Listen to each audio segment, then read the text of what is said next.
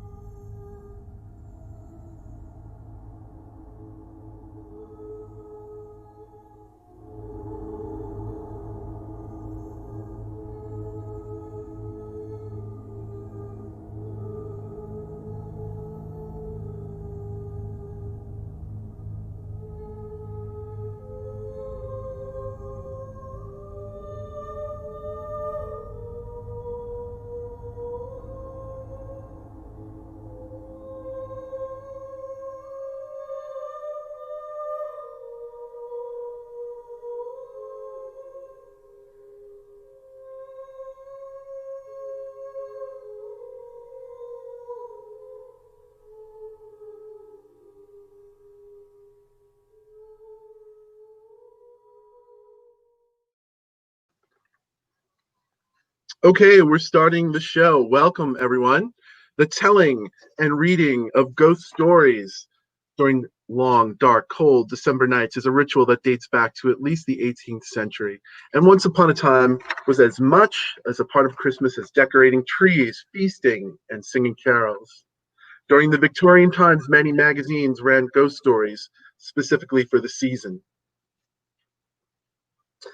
The one strong tradition has recently been on the wane. It is not on the wane tonight. Welcome to the New York Ghost Story Festival, an annual event of ghost story readings and discussions featuring authors of the uncanny, strange, and fantastic from New York, from around the country, and from around the globe. My name is Daniel Braum. I'm the founder of the event and your host. I'm an author of strange tales and ghost stories myself. My most recent book of them is Underworld Dreams. This is the first year of the festival. Welcome to the fourth night. This year, due to COVID, we are online only, but we're going to be back in 2021, and I hope to have it to be a mix of in-person and online then. I'm here with Brian Evenson and Jeffrey Ford, and we'll introduce them properly in just a moment. So far during the festival, we've been exploring all kinds of ghost stories in a wide range of time periods. We've heard and talked about some of the early ones and some of the classics, and we've talked about how and when ghost stories began to change, and we've even heard and discussed some very new ones. Coming up, the next festival date is tomorrow afternoon, Sunday, December 20th at 4 p.m. Eastern Time. And it's going to wrap up Christmas Eve, December 24th at 7 p.m.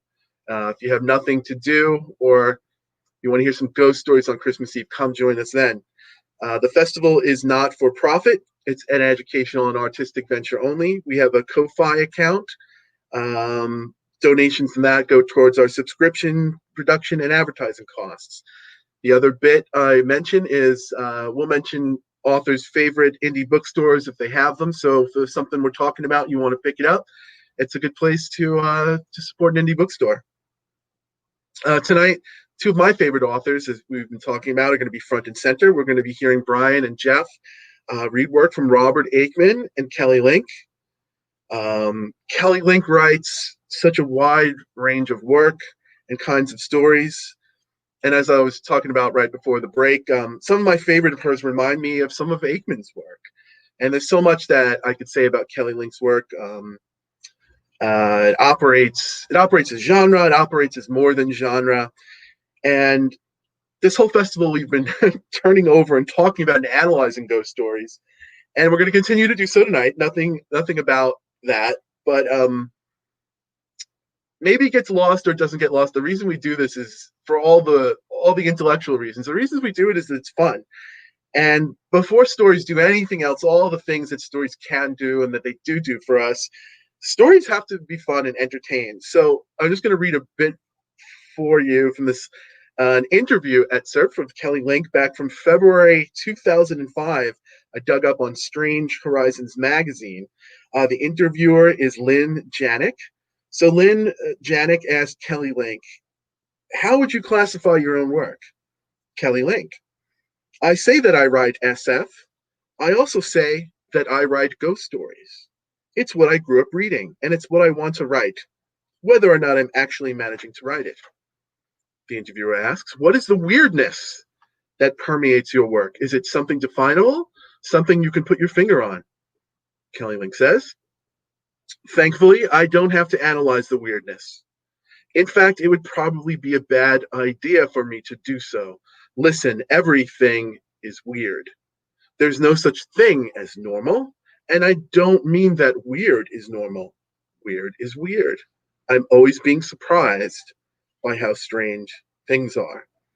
And the last bit of the interview goes, the interviewer asks, ghost stories seem to hold a special attraction for you. Is there special symbolism or metaphor for you in them? And Kelly Link's answer is, no, I just like ghost stories. And I just love the hell out of that.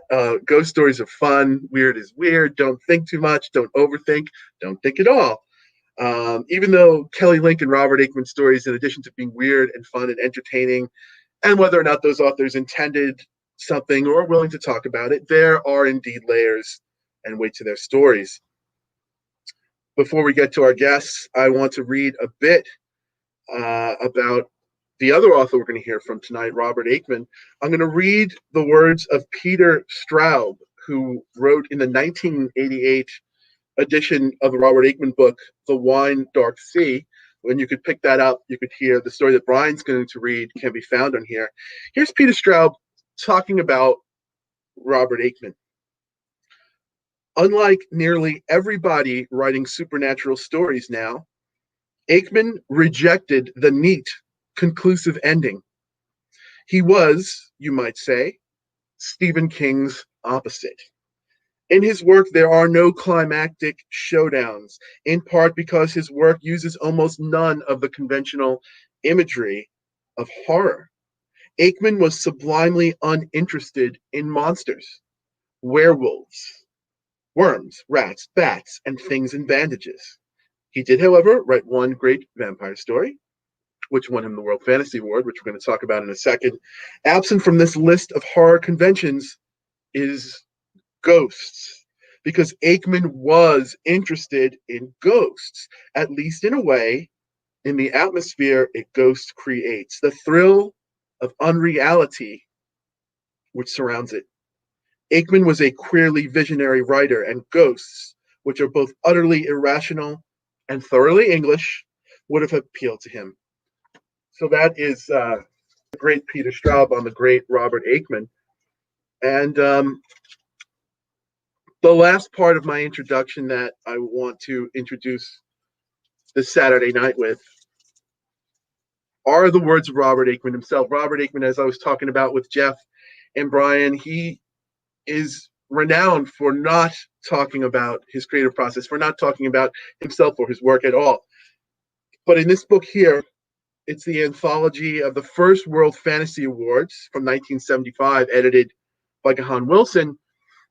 Aikman did win a World Fantasy Award for his one vampire story, which is not a strange tale at all. And he was asked to write this essay by Gahan Wilson. And I'm going to give it a go here. I believe that at the time of the Industrial and French Revolutions, I am not commenting upon the American one, mankind took a wrong turning.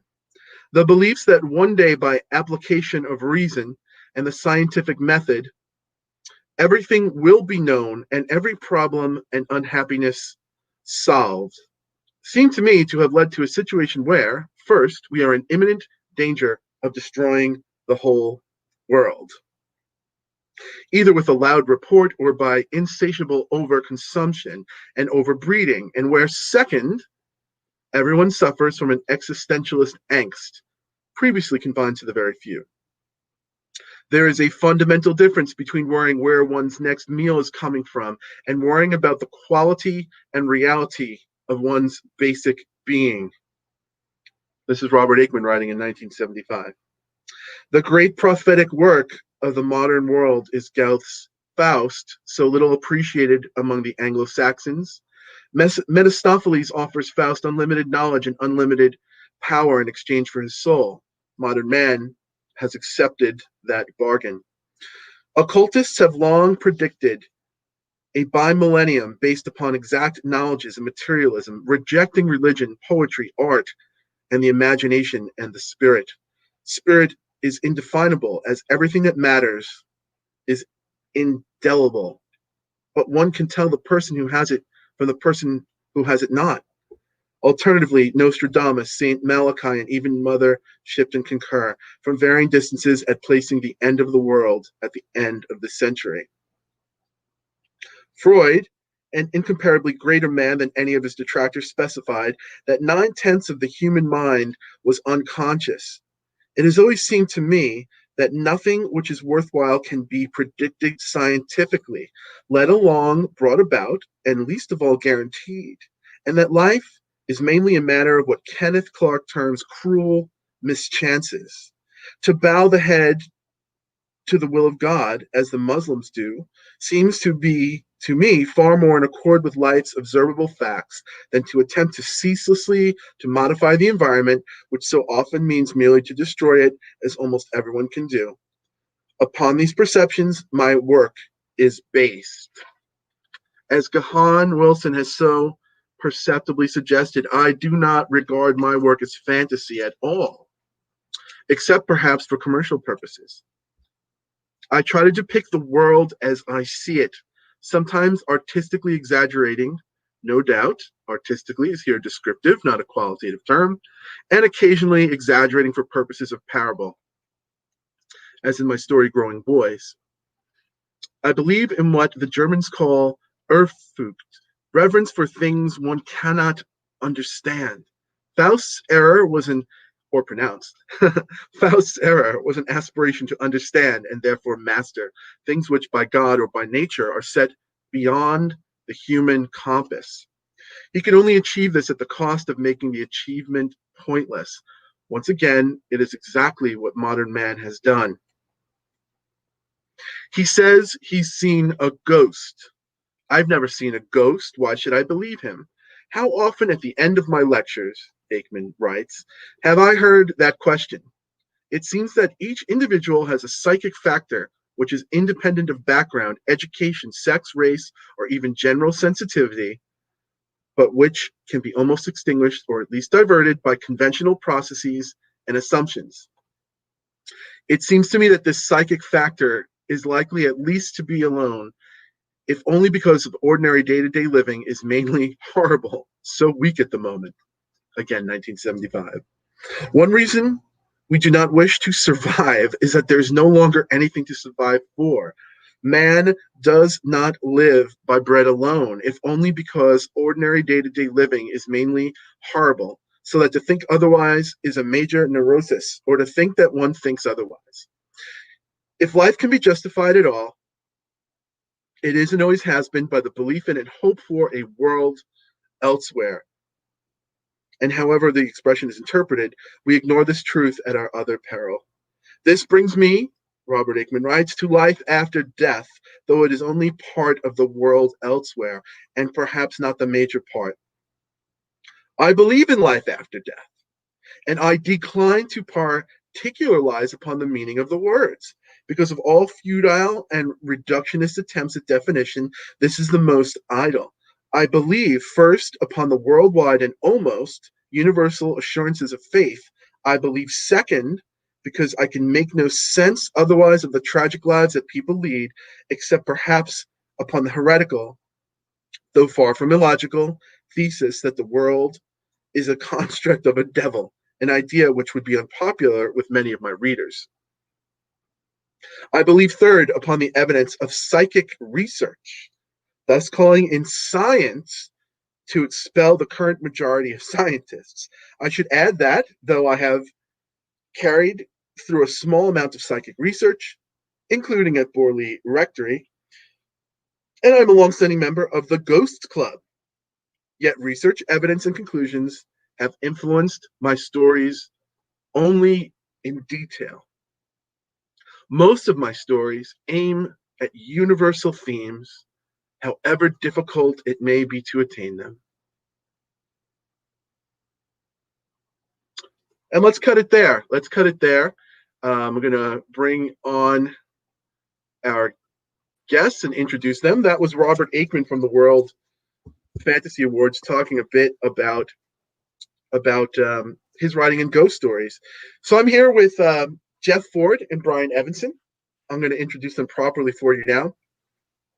Jeffrey Ford is the author of the novels The Physiognomy, Memoranda, The Beyond, The Portrait of Mrs. Sharbuck, The Girl in the Glass, The Cosmology of the Wider World, The Shadow Year, The Twilight Pariah, Ahab's Return, and Out of Body. His short story collections are The Fantasy Writer's Assistant, The Empire of Ice Cream, The Drowned Life, Crackpot Palace, A Natural History of Hell, and The Best of Jeffrey Ford. Ford's fiction has appeared in numerous magazines and anthologies and has been widely translated. It has garnered World Fantasy, Edgar Allan Poe, Shirley Jackson, Nebula, and other awards. And I'll introduce to you Brian Evenson, who is the author of over a dozen books of fiction. Most recently, the story collection, song for the Unraveling of the World in 2019, which was a finalist for the LA Times Book Festival, Ray Bradbury Prize, and the Balcones Fiction Prize. And it won the Shirley Jackson Award and the World Fantasy Award. Earlier books include A Collapse of Horses and the novella The Warren. His novel Last Days won the 2010 LAA RUSA Award for the Best Horror Novel. And his novel, The Open Curtain from Coffeehouse Press, was a finalist for an Edgar Award and an International Horror Guild Award. His collection, The Wavering Knife, won an International Horror Guild Award. He is the recipient of 3 O. Henry Prizes, as well as an NEA Fellowship and a Guggenheim Fellowship. His work has been translated into more than a dozen languages, and he lives in Los Angeles and teaches in the Critical Studies program at CalArts. How are you two? How's everything doing tonight? Good. Good. Doing well. Good to see you guys. Likewise. Great to see you. Great to see you. Gonna direct some questions to Jeff, but we're gonna keep Brian's mic on here so everybody can join in on the discussion. Jeff, you've now that you've heard me ramble on about what some of the people we're going to hear from think about ghost stories, you've written. Wait a second. Aikman sounds like an anti-vaxxer to me. I'm afraid you're right, Jeff. He does, doesn't he? We worried that you were gonna dump on Aikman, and of course, right? He's up there with what's his name, the guy from Fox News. There. Go ahead. I'm only kidding. I love Aikman. He's great. Go ahead. Brian and I were like, "What's Jeff? What's I'm Jeff?" just busting your chops. Go ahead. Is Jeff gonna be okay with Aikman? Like, we're gonna find out tomorrow. No, I like Aikman. He's great. Yeah, I don't know. He sounds like an interesting guy to me. Sounds like an interesting guy to me. I think Fox News, he would probably kill himself from watching Fox News. Yeah. The world today. But you've written your share of ghost stories, Jeff. One of them, called The Bedroom Light, goes back to this book, Inferno, from Remember 2007. Yeah, edited by Ellen Datlow. And it also appeared later on in your short story collection, The Drowned Life, if I'm not mistaken, which won the World Fantasy Award in 2009, if I'm not mistaken. Tell us a bit about The Bedroom Light and how you use the ghost in there. Well, The Bedroom Light is what it might be hard to realize when you're reading the story the first time, but The Bedroom Light is about a series. I mean, really, the impetus for it comes from a series of miscarriages that we had, having kids, and the what that does to you psychologically, and how your thoughts of those things to come when you're about to have a child and then it doesn't happen, how those thoughts stay in your mind like ghosts sometimes, So that's where that story comes from. There's a lot of stuff in there that was just from dreams that I had, like a dream I had. And one of the things is from this nasty teacher I had in grade school who made us read, what the hell was it? Last Days of Pompeii. Man, that's even Lovecraft's better than that. So you went there, Jeff. Jeff Ford moment number 2. You went there. So, that's what's behind that story.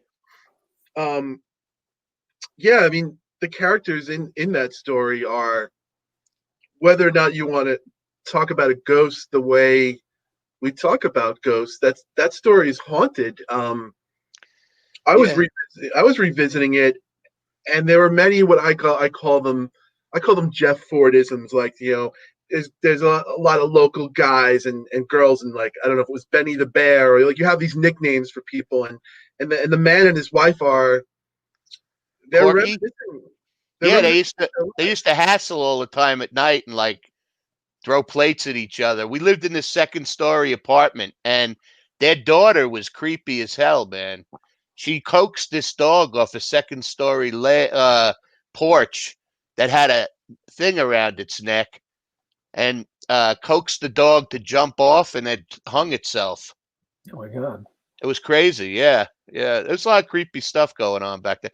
Not only that, but above my writing desk, there was a hole. I think this is in there too.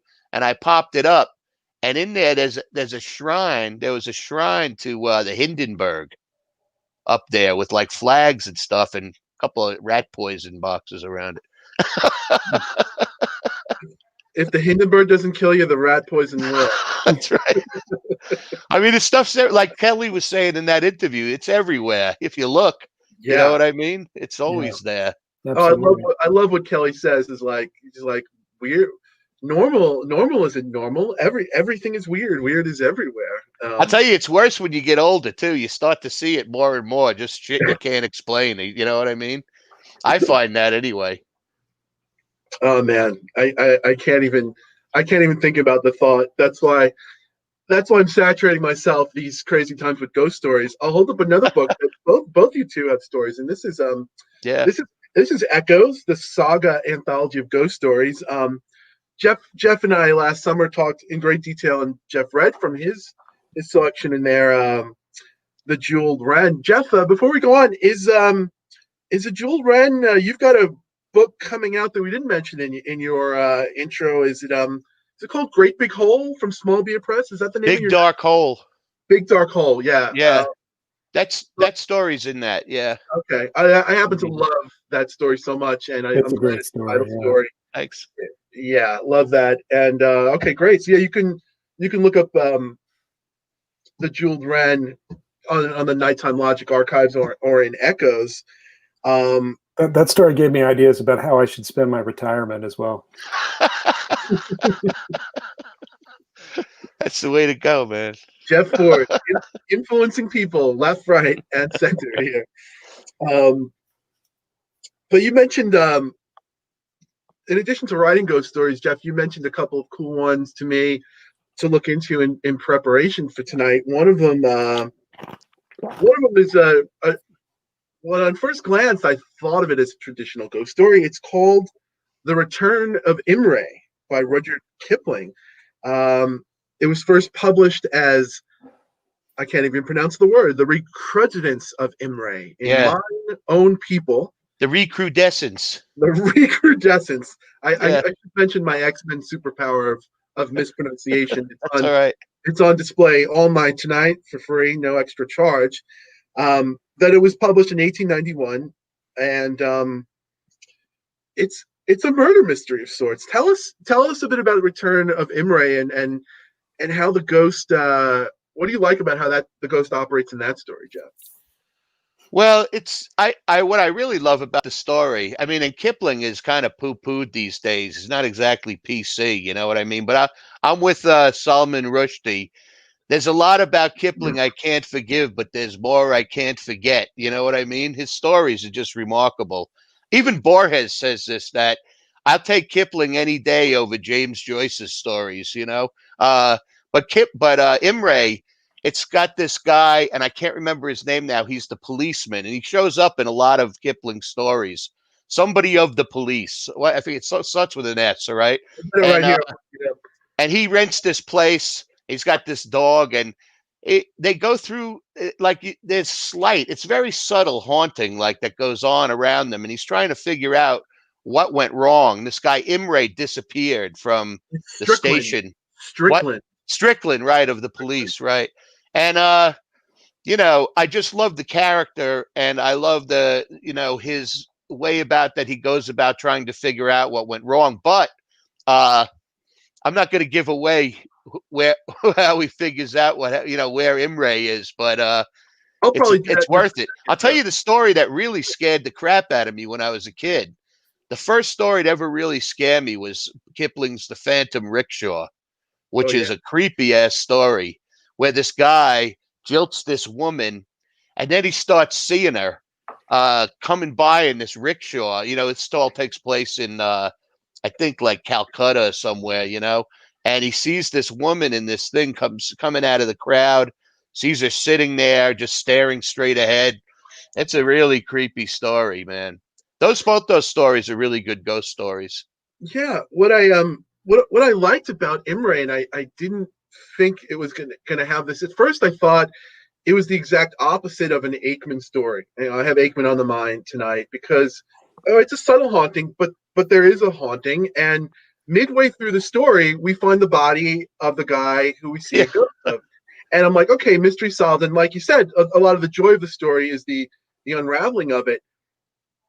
But as I was reading the story, and maybe it's because I have Aikman on my mind, that's the only part of it that's really a haunting. And I wondered, did Kipling really intend for this to be a haunting, or did he intend otherwise? I was thinking about it in terms of ambiguity and how I could see it through that lens. I ultimately decided against it because you mentioned the dog, and the dog plays a big part in the story. The dog seems to, The dog sees somebody there when there's nobody there, and yeah, and the reacts at dog, night.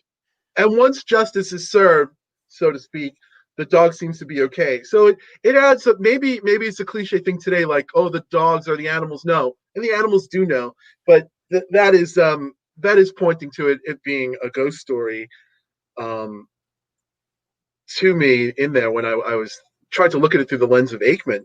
But another one you mentioned, and this one is definitely a different ghost story that I hadn't read. Is The Last Voyage of the Ghost Ship by Gabriel Garcia Marquez. This one was first published, I believe it was published in 72, even though the version I just read, he signs it in 1969. And it can be found in many of his collections, or a book called A Hammock Beneath the Mangoes that was published in 91. So, of course, the story has its magic realism approach. It's got Garcia's stream of consciousness. Um, do you remember how the ghost was used, or the ghost ship was operating in that story, Jeff? That's much more Aikman like, that one, because it has all the ship itself has all these properties and promise for people and so forth, and they hear it in the fog and stuff like that. If I remember correctly, like I was just telling you before, I hardly remember this story. I just Yeah. remembered that it was a cool one, But that's one of those ones that's ambiguous in a way. I think. Am I correct about that? You just read it recently. Yeah, I just read it. I think with Marquez, I don't think there's correct or not correct, right? I mean, even like with Aikman's, part of the joys of Aikman and part of the joys of those things is like, well, what do you think it was? What do you think it stands for? Or are you like Kelly Link? Well, hey, it was fun. As long as it's fun, I'm cool with it. I did read.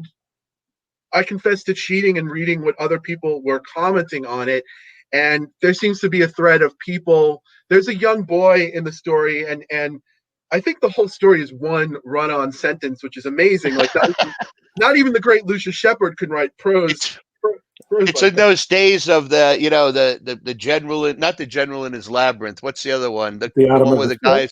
the Atom of the Patriarch. Yeah, that one. Yeah, it's in that kind of feverish, Yeah, style. but it I'll tell makes you, it work. I mean, it my works. favorite ghost story is the Christmas Carol, which is Oh nothing yeah, like what I write or any of these other stories, but I just love that story. It's great. it's my favorite ghost story too, and we're gonna be talking and reading from it on Christmas Eve. So Good, for good. sure. But That's probably the first ghost story I remember hearing, and it's just you hear it so often. Yeah, it's It's and great. it's still creepy though, too. Yeah, There's still some pretty creepy stuff in there. Yeah, yeah, for sure. I oh like the the ghost. Jim Carrey Disney version of it. Yeah, the only thing creepier than Jim Carrey is the ghost. Some of the older depictions of the ghost of Christmas Future, man. I mean, that's my that's my favorite ghost, hands down. Um, yeah, I love. Back to Marquez for a second. The way that ghost ship, like you get this boy in all different parts of his life, and he's seeing the ghost or the ghost ship. In all different parts of his life as well. And it's unlike other stories. A lot of stories are like, oh, do you see it or not, or does he see it? Does she see it? So it the ghost ship is very much the magic realism. And sometimes you think it's real, sometimes you think it isn't. And without spoiling the ending, it has like a very magic realist ending that could you would say it would lend itself to the symbolic if it wasn't so literal. But I appreciate you pointing it out to me. It really was a different one to throw into the mix of all the ghost stories that The were. ghost ship becomes more real to the kid as the story goes on. I Oh mean, yeah, as a ghost ship, you know what I mean? It becomes more believable to him as it goes on. yeah. It's really amazing. Easier said than done. Authors other than Aikman and Marquez and a handful of others. It's not easy to really walk that line. Um, I love I love how Kelly Link does ghost stories, and in just a bit, um, you're going to read from the special attack.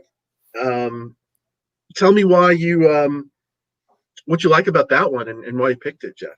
I don't know, man. It just jumped into my head when you asked me what, to read one, which is fun because you don't have to read your own stuff. You could read you could read something really good, you know. So it just jumped into my head, and I then later, like I was saying to you guys, I had to remember: is it really a ghost story? I got to go back and read it again. I mean, because I thought it was, but I say definitely it is. You know what I mean? I Yeah. say definitely it's a ghost story. Brian, Uh, you've been dealing with the story. You said you've been teaching it yeah. recently. Yeah, I just taught it this last semester. I did a speculative fiction workshop, grad workshop, and I love that story. It's a story I've gone back to a lot, and yeah, it's a ghost story, but it's like it's a very particular sort of ghost story. Right. It's Yeah. like trying to describe what that story is about to someone is like, Oh, story yeah, about a haunted hat. It's yeah. Is it a haunted house? Is it a haunted twins? Is it a haunted right. Is it a haunted hat? What just being someone who studies Kelly Link, and I'll try to read everything written about her, or listen to her talk about her work. Kelly Link, her stories they have such amazing flow to them, and they feel so organic. But when you do talk to Kelly, you do know that she does. She really puts the work in, and her thought process and her crafting process is not organic from what I've heard. So one of the things that's interesting, we've been talking about and reading a lot of M.R. James. Mhm. There is some pretty intentional language when she describes the specialist hat that is really similar, if not exact, the way that M.R. James describes some of his ghosts, his hairy, Yeah. formless, crumpled, especially in "Oh Whistle and I'll Come to You, My Lad." So maybe in other authors, you might think it's coincidence. With Kelly Link, seems like a real callback to M.R. James, at least in Well, that aspect. yeah, I mean, I think she's really well read in ghost stories as well. I mean, I really Yeah. get the sense that Kelly just knows that tradition incredibly well, and yeah, Her structures are very unusual too. The yeah, structures of her stories. She's not afraid to like step out, along the razor's edge. You know what I mean?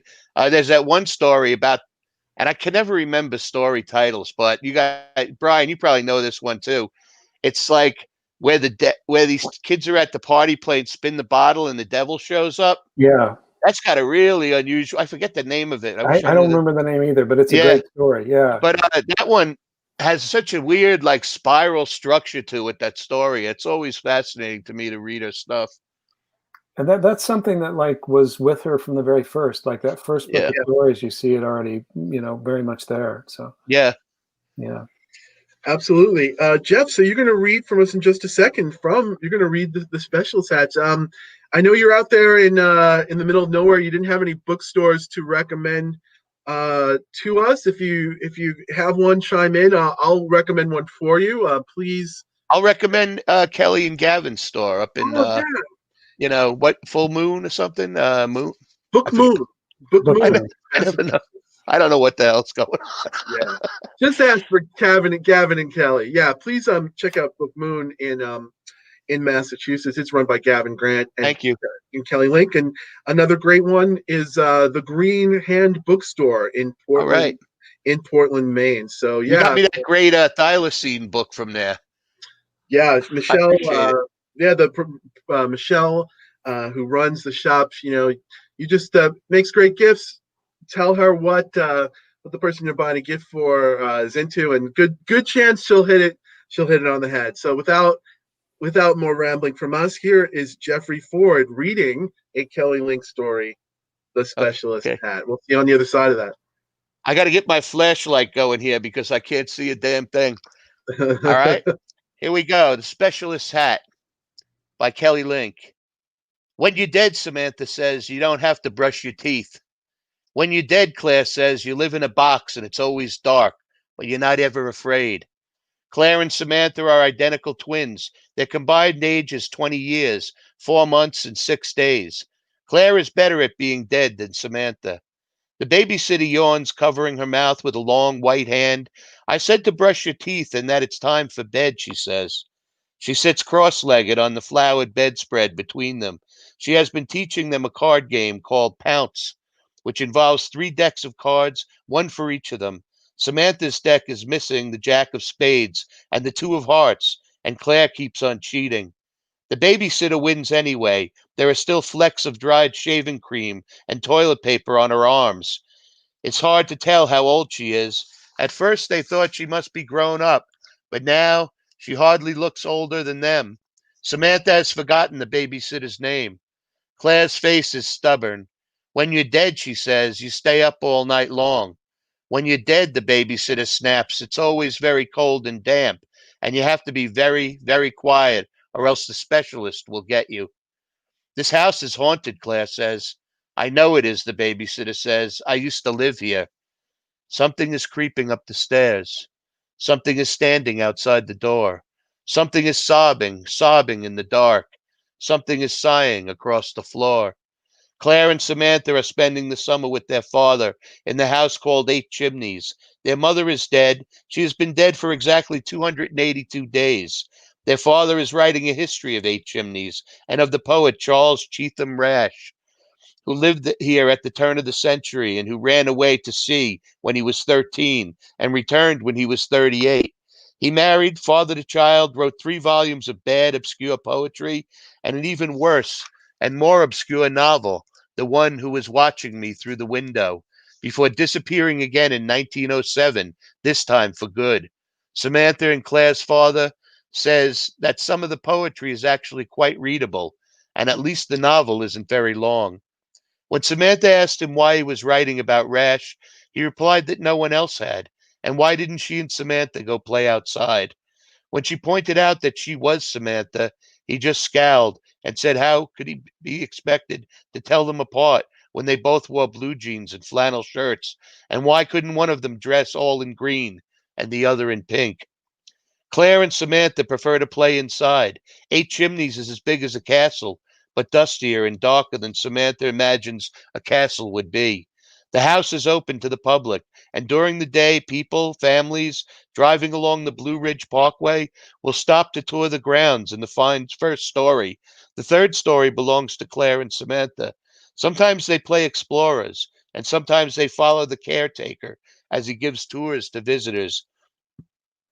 After a few weeks, they have memorized his lecture, and they mouth it along with him. They help him sell postcards and copies of Rash's poetry to the tourist families who come into the little gift shop.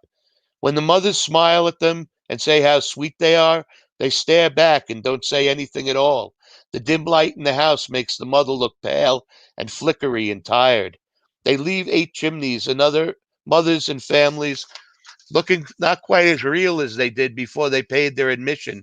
And of course, Claire and Samantha will never see them again, so maybe they aren't real. Better to stay inside the house. They want to tell the families, and if you must leave, then go straight to your cars.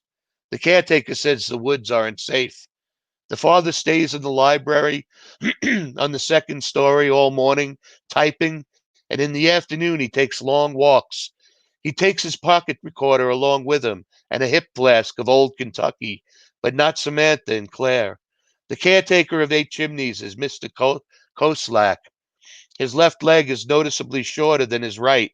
Short black hairs grow out of his ears and his nostrils, and there is no hair at all on top of his head, but he's given Samantha and Claire permission to explore the whole of the house. It was Mr. Koslak who told them that there are copperheads in the woods and that the house is haunted. He says they are all ghosts and snakes, pretty bad tempered lot, and Samantha and Claire should stick to the marked trails, stay out of the attic. Mr. Koslak can tell the twins apart, even if their father can't. Claire's eyes are gray, like a cat's fur. he says, but Samantha's are gray, like the ocean when it has been raining. Samantha and Claire went walking in the woods on the second day that they were at Eight Chimneys. They saw something. Samantha thought it was a woman, but Claire said it was a snake. The staircase that goes up to the attic has been locked. They peeked through the keyhole, but it was too dark to see anything. And so he had a wife, and they say she was real pretty. There was another man who wanted to go with her. At first she wouldn't because she was afraid of her husband, and then she did. Her husband found out, and they say he killed the snake and got some of the snake's blood and put it in some whiskey and gave it to her. He had learned this from an island man who had been on a ship with him.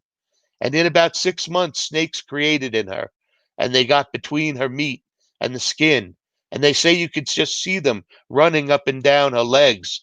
They say she was just hollow to the top of her body, and it kept on like that till she died. Now my daddy said he saw it. An oral history of Eight Chimneys. Eight Chimneys is over 200 years old. It is named for the 8 chimneys, which are each big enough that Samantha and Claire can both fit in one fireplace. The chimneys are red brick, and on each floor there are 8 fireplaces, making a total of 24. Samantha imagines the chimney stacks stretching like stout red tree trunks all the way up through the slate roof of the house. Beside each fireplace is a heavy black fire dog and set of wrought iron pokers shaped like snakes. Claire and Samantha pretend to duel with the snake pokers before the fireplace in their bedroom on the 3rd floor. Wind rises up the back of the chimney. When they stick their faces in, they can feel the air rushing damply upward like a river. The flue smells old and sooty and wet, like stones from a river. Their bedroom was once the nursery. They sleep together in a poster bed which resembles a ship with 4 masts. It smells of mothballs. Charles Cheetham Rash slept here when he was a little boy, and also his daughter. She disappeared when her father did. It might have been gambling debts. They may have moved to New Orleans. She was 14 years old, Mr. Koslak said. What was her name? Claire asked. What happened to her mother? Samantha wanted to know. Mr. Koslak closed his eyes in an almost wink. Mrs. Rash had died the year before her husband and daughter disappeared, he said, of a mysterious wasting disease. He can't remember the name of the poor little girl, he said. Eight Chimneys has exactly 100 windows, all still with the original wavery panes of hand-blown glass. With so many windows, Samantha thinks Eight Chimneys should always be full of light, but instead the trees press close against the house so that the rooms on the 1st and 2nd story, even the 3rd-story rooms, are green and dim, as if Samantha and Claire were underwater. This is the light that makes the tourists into ghosts in the morning and again towards evening. A fog settles in around the house.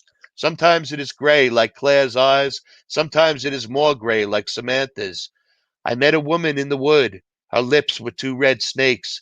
She smiled at me, her eyes lewd and burning like a fire. A few nights ago, the wind was sighing in the nursery chimney. Their father had already tucked them in, turned off the light. Claire dared Samantha to stick her head into the fireplace in the dark, and so she did.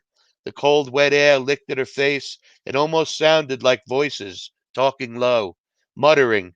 She couldn't quite make out what they were saying. Their father had been drinking steadily since they arrived at Eight Chimneys. He never mentions their mother. One evening they heard him shouting in the library, and when they came downstairs, there was a large sticky stain on the desk where a glass of whiskey had been knocked over. It was looking at me, he said, through the window. It had orange eyes. Samantha and Claire refrained from pointing out that the library is on the 2nd story. At night, their father's breath has been sweet from drinking, and he is spending more and more time in the woods, less in the library. At dinner, usually hot dogs and baked beans from a can, which they eat off paper plates in the 1st-floor dining room beneath the Austrian chandelier, which has exactly 632 leaded crystals shaped like teardrops. Their father recites the poetry of Charles Cheetham Rash, which neither Samantha nor Claire cares for. He has been reading the ship diaries which Rash kept, and he says that he has discovered proof in them that Rash's most famous poem, The Specialist's Hat, is not a poem at all, and in any case, Rash didn't write it. It is something that one of the men on the whaler used to say, to conjure up a whale. Rash simply copied it down and stuck an end on it and said it was his. The man from the man was from Mulatopu, which is a place neither Samantha nor Claire has ever heard of. Their father says that the man was supposed to be some sort of magician, but he drowned shortly before Rash came back to Eight Chimneys. Their father says that the other sailors wanted to throw the magician's chest overboard, but Rash persuaded them to let him keep it until he could be put ashore with the chest off the coast of North Carolina. The specialist's hat makes a noise like an agouti. The specialist's hat makes a noise like a collared peccary. The specialist's hat makes a noise like a white-lipped peccary. The specialist's hat makes a noise like a tapir. The specialist's hat makes a noise like a rabbit. The specialist's hat makes a noise like a squirrel. The specialist's hat makes a noise like a cursow. The specialist's hat moans like a whale in the water. The specialist's hat moans like the wind in my wife's hair. The specialist's hat makes a noise like a snake. I have hung the hat of the specialist upon my wall. The reason that Claire and Samantha have a babysitter is that their father met a woman in the woods. He is going to meet her tonight, and they are going to have picnic supper and look at the stars. This is the time of year when Perseids, the Perseids can be seen falling across the sky on clear nights. Their father said that he has been walking with the woman every afternoon. She is a distant relation of Rash, and besides, he said, he needs a night off and some grown-up conversation. Mr. Koslak won't stay in the house after dark, but he agreed to find someone to look after Samantha and Claire. Then their father couldn't find Mr. Koslak, but the babysitter showed up precisely at 7 o'clock. The babysitter, whose name neither twin quite caught, wears a blue cotton dress with short, floaty sleeves. Both Samantha and Claire think she is pretty in an old-fashioned sort of way.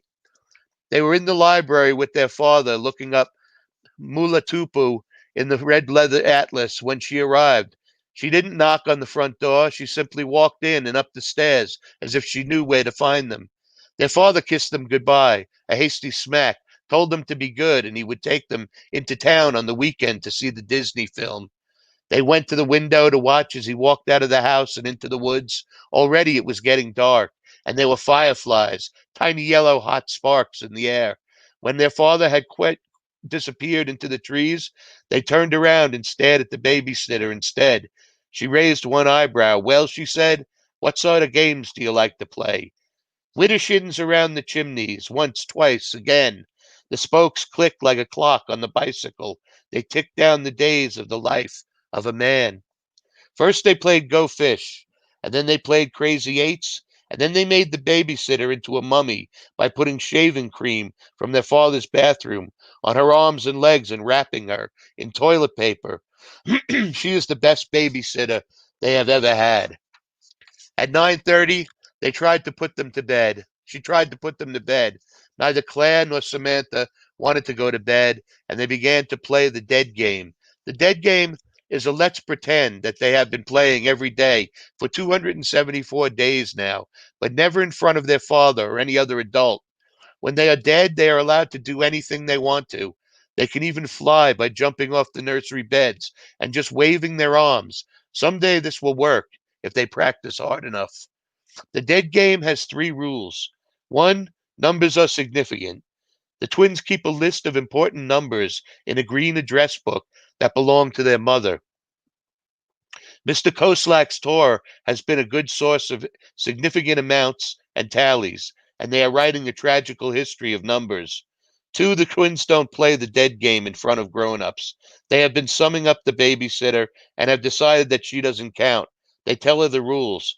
Three is the best and most important rule. When you are dead, you don't have to be afraid of anything. Samantha and Claire aren't sure who the specialist is, but they aren't afraid of him. To become dead, they hold their breath while counting to 35, which is as high as their mother got, not counting a few days. You never lived here, Claire says.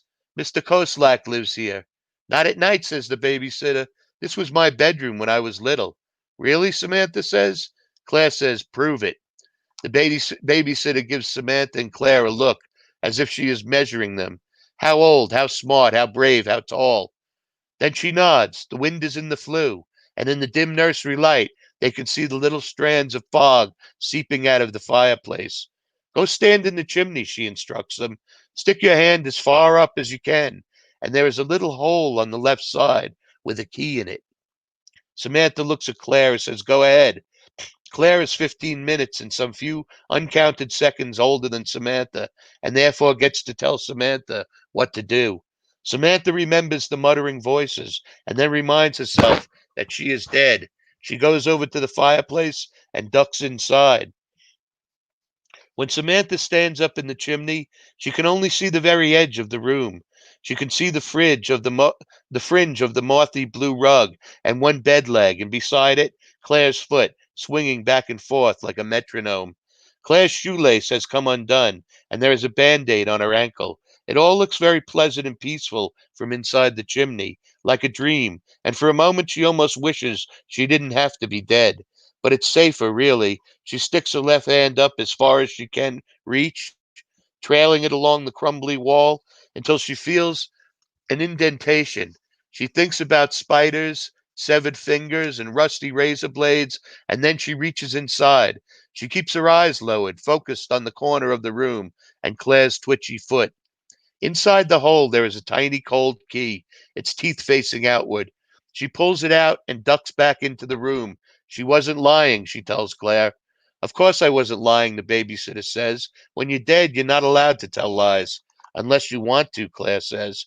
Dreary and dreadful beats the sea at the shore, ghastly and dripping in the mist at my door. The clock in the hall is chiming 1, 2, 3, 4. The morning comes not. No, never. No more. Samantha and Claire have gone to camp for 3 weeks every summer since they were 7. This year, their father didn't ask them if they wanted to go back, and after discussing it, they decided that it was just as well. They didn't want to have to explain to all their friends how they were half orphans now. They are used to being envied because they are identical twins. They don't want to be pitiful. It has not even been a year, but Samantha realizes that she is forgetting what her mother looked like. Not her mother's face so much as the way she smelled, which was something like grass, something like Chanel number 5, and like something else, too. She can't remember whether her mother had gray eyes like her or gray eyes like Claire. She doesn't dream about her mother anymore, but she does dream about Prince Charming, a bay whom she once rode in the horse show at her camp. In dreams, Prince Charming did not smell like a horse at all. He smelled like Chanel number 5. When she is dead, she can have all the horses she wants, and they all smell like Chanel number 5. Where does the key go to? Samantha says. The babysitter holds out her hand. To the attic. You don't really need it, but taking the stairs is easier than the chimney, at least the first time. Aren't you going to make us go to bed? Claire says. The babysitter ignores Claire. My father used to lock me in the attic when I was little, but I didn't mind. There was a bicycle up there, and I used to ride it around and around the chimneys until my mother let me out again. Do you know how to ride a bicycle? Of course, Claire says. If you ride fast enough, the specialist can't catch you.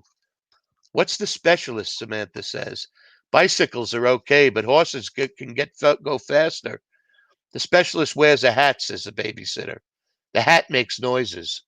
She doesn't say anything. When you're dead, the grass is greener. Over your grave, the wind is keener. Your eyes sink in, your flesh decays. You grow accustomed to slowness. Expect delays. The attic is somehow bigger and lonelier than Samantha and Claire thought it would be. The babysitter's key opens the locked door at the end of the hallway, revealing a narrow set of steps. She waves them ahead and upwards. It isn't as dark in the attic as they had imagined.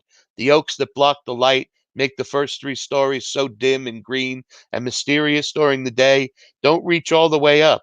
Extravagant moonlight, dusty and pale, streams in the angled dormer windows.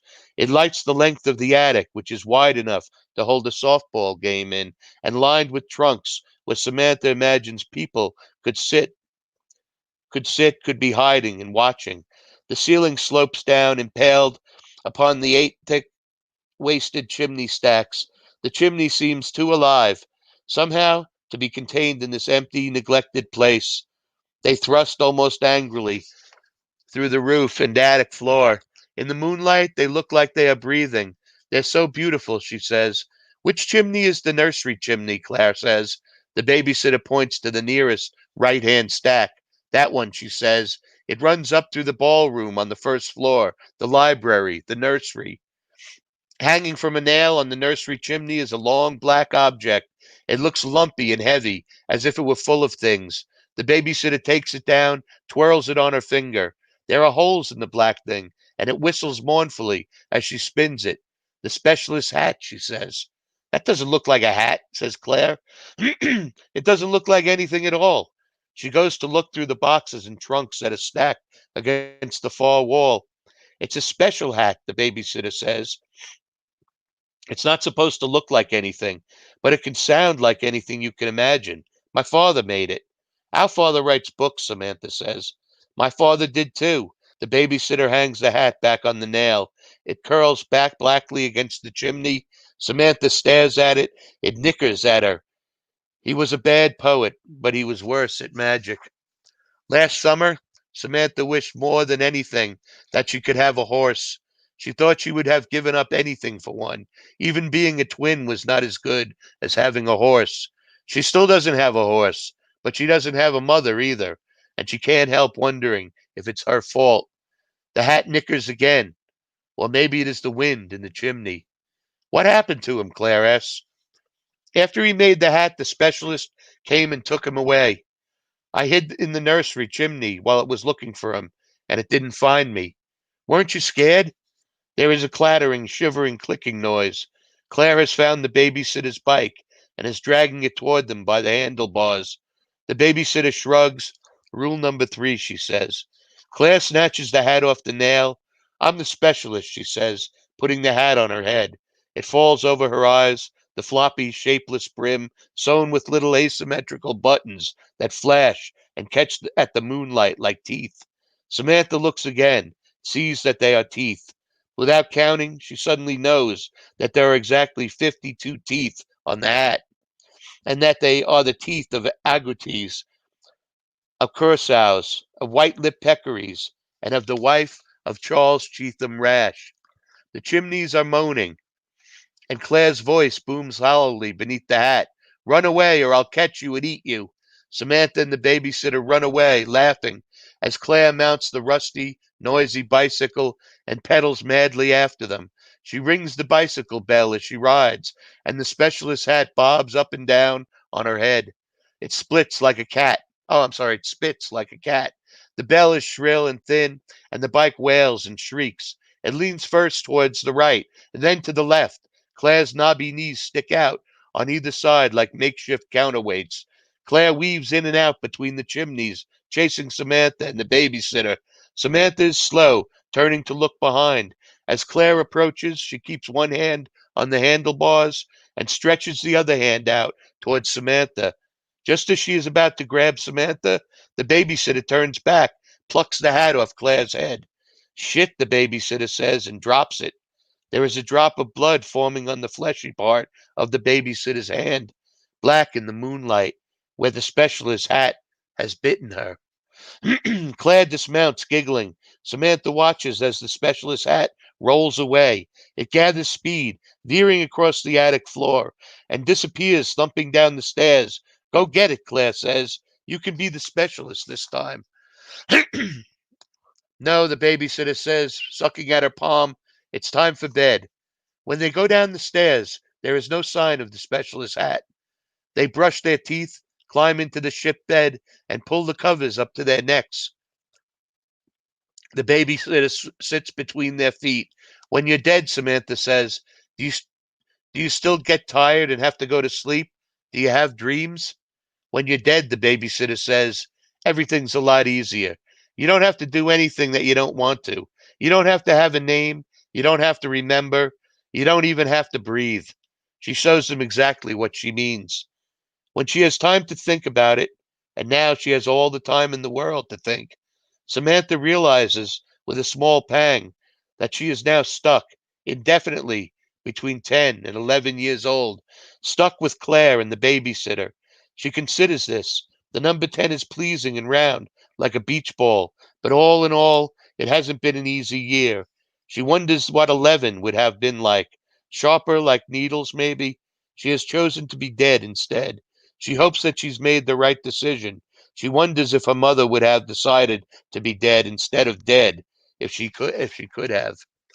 Last year, they were learning fractions in school when her mother died. Fractions remind Samantha of herds of wild horses, piebalds and pintos, palominos. There are so many of them, and they are, well, fractious and unruly. But when you think you have one under control, it throws up its head and tosses you off. Claire's favorite number is 4, which she says is a tall, skinny boy. Samantha doesn't care for boys that much. She likes numbers. Take the number 8, for instance, which can be more than one thing at once. Looked at one way, 8 looks like a bent woman with curvy hair. But if you lay it down on its side, it looks like a snake curled with its tail in its mouth. This is a sort of like the difference between being dead and being dead. Maybe when Samantha is tired of one, she will try the other. On the lawn under the oak tree, she hears someone calling her name. Samantha climbs out of bed and goes to the nursery window. She looks out through the wavy glass. It's Mr. Koslak. Samantha, Claire, he calls up to her. Are you all right? Is your father there? Samantha can almost see the moonlight shining through him. They're always locking me in the tool room, he says. Are you there, Samantha? Claire? Girls? The babysitter comes and stands beside Samantha. The babysitter puts her finger to her lip. Claire's eyes glitter at them from the dark bed. Samantha doesn't say anything, but she waves at Mr. Koslak. The babysitter waves too. Maybe he can see them waving because after a little while he stops shouting and goes away. Be careful, the babysitter says. He'll be coming soon. It will be coming. It will be coming soon. She takes Samantha's hand, leads her back to the bed where Claire is waiting. They sit and wait. Time passes, but they don't get tired. They don't get any older. Who's there? Just there. The front door opens on the first floor, and Samantha, Claire, and the babysitter can hear someone creeping up the stairs. Be quiet, the babysitter says. It's the specialist. Samantha and Claire are quiet. The nursery is dark, and the wind crackles like a fire in the fireplace. Claire, Samantha, Samantha, Claire. The specialist's voice is blurry and wet. It sounds like their father's voice, but that's because the hat can imitate any noise, any voice. Are you still awake? Quick, the babysitter says. It's time to go up to the attic and hide. Claire and Samantha slip out from under the covers and dress quickly and silently. They follow her, without speech, without breathing. She pulls them into the safety of the chimney. It is too dark to see, but they understand the babysitter perfectly when she mouths the word up. She goes first so they can see where the finger holds are, the bricks that just out for their feet. The bricks that jut out for their feet. Then Samantha watches her sister's foot ascend like smoke, the shoelace still untied. Claire, Samantha, goddamn it, you're scaring me. Where are you? The specialist is standing just outside the half-open door. Samantha, I think I've been bitten by something. I think I've been bitten by a goddamn snake. Samantha hesitates for only a second. Then she is climbing up, up, up the nursery chimney. Thank you.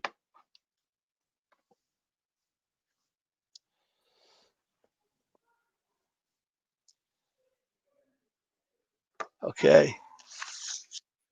You're muted, Daniel. You're muted. There you go. There you go. All right, that was Jeff Ford reading The Specialist's Hat by Kelly Link.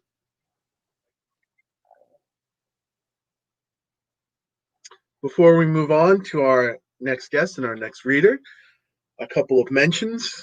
The stream will remain up on the YouTube channel as an archive, as will all 6 of the festival dates. So you can watch them live here on the channel, or you can come back to them at your leisure. Feel free to hit subscribe if that's your thing, and you can stay in touch with the channel. Also on the channel are other events, such as the book launch of Underworld Dreams, and all the Nighttime Logic events coming in 2021 will be up on the channel. As I mentioned, the next festival dates are tomorrow. The next one is tomorrow, December 20th at 4 p.m., Sunday, 4 p.m. Eastern Standard Time.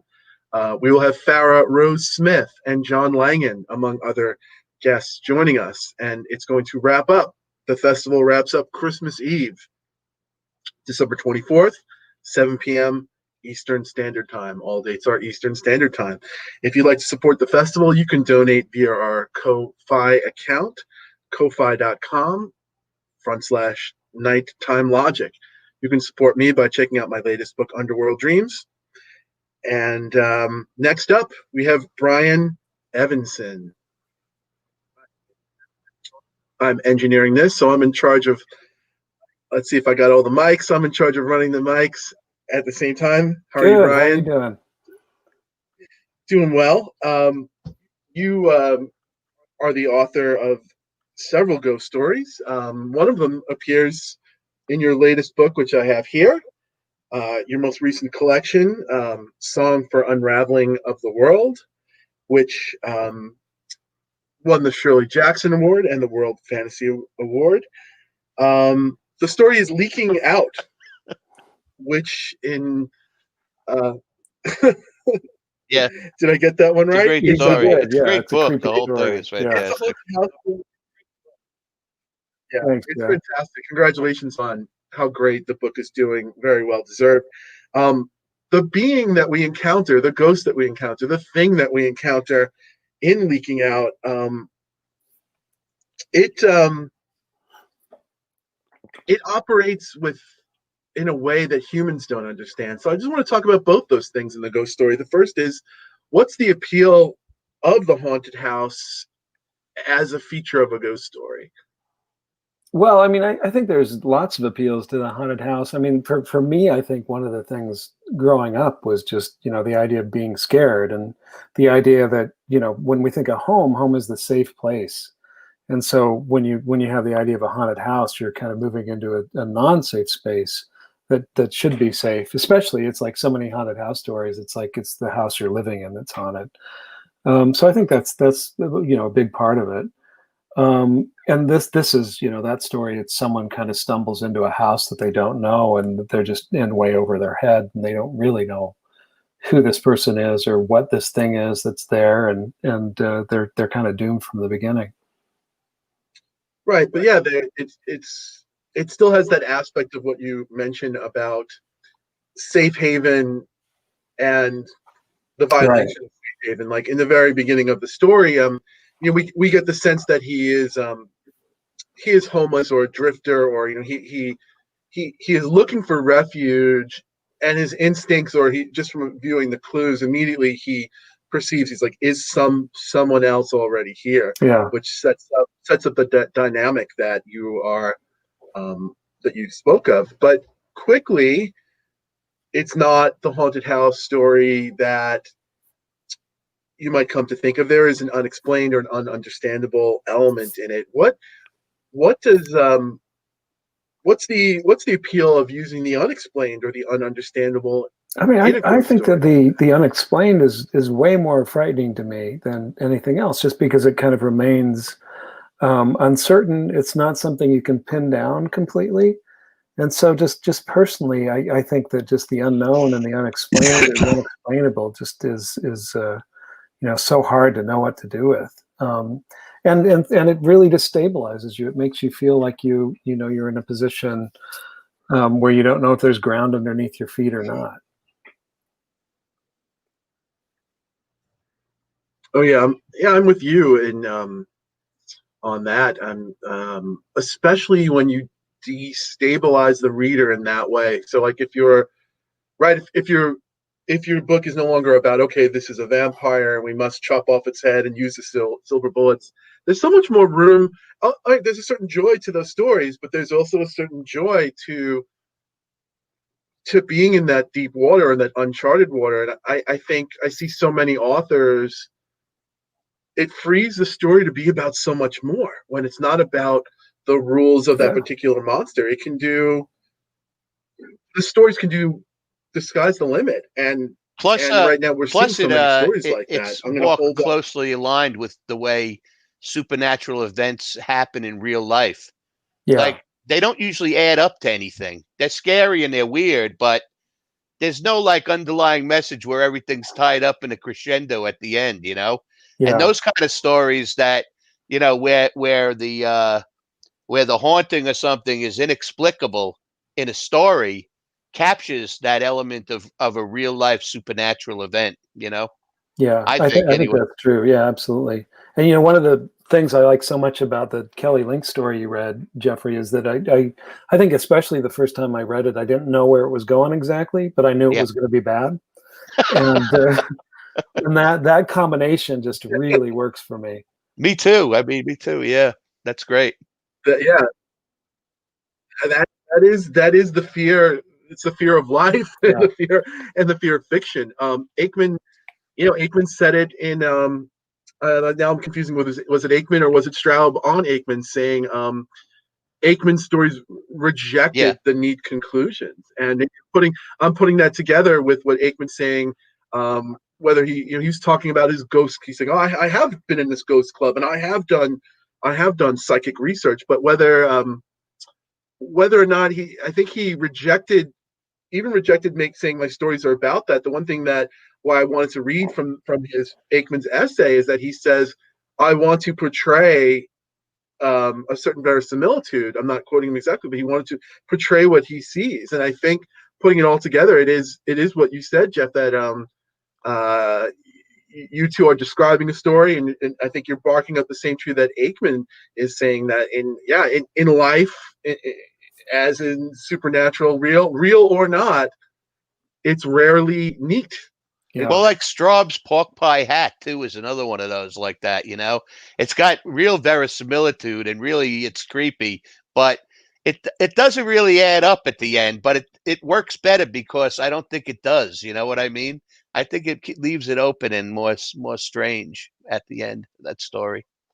Yeah, that openness where you don't feel like you can kind of close everything out at the end and wrap it up, really can. I mean, I think one thing that happens is the story can stick with you and you keep on thinking about it after the fact. Yeah, I think you talked about the building blocks.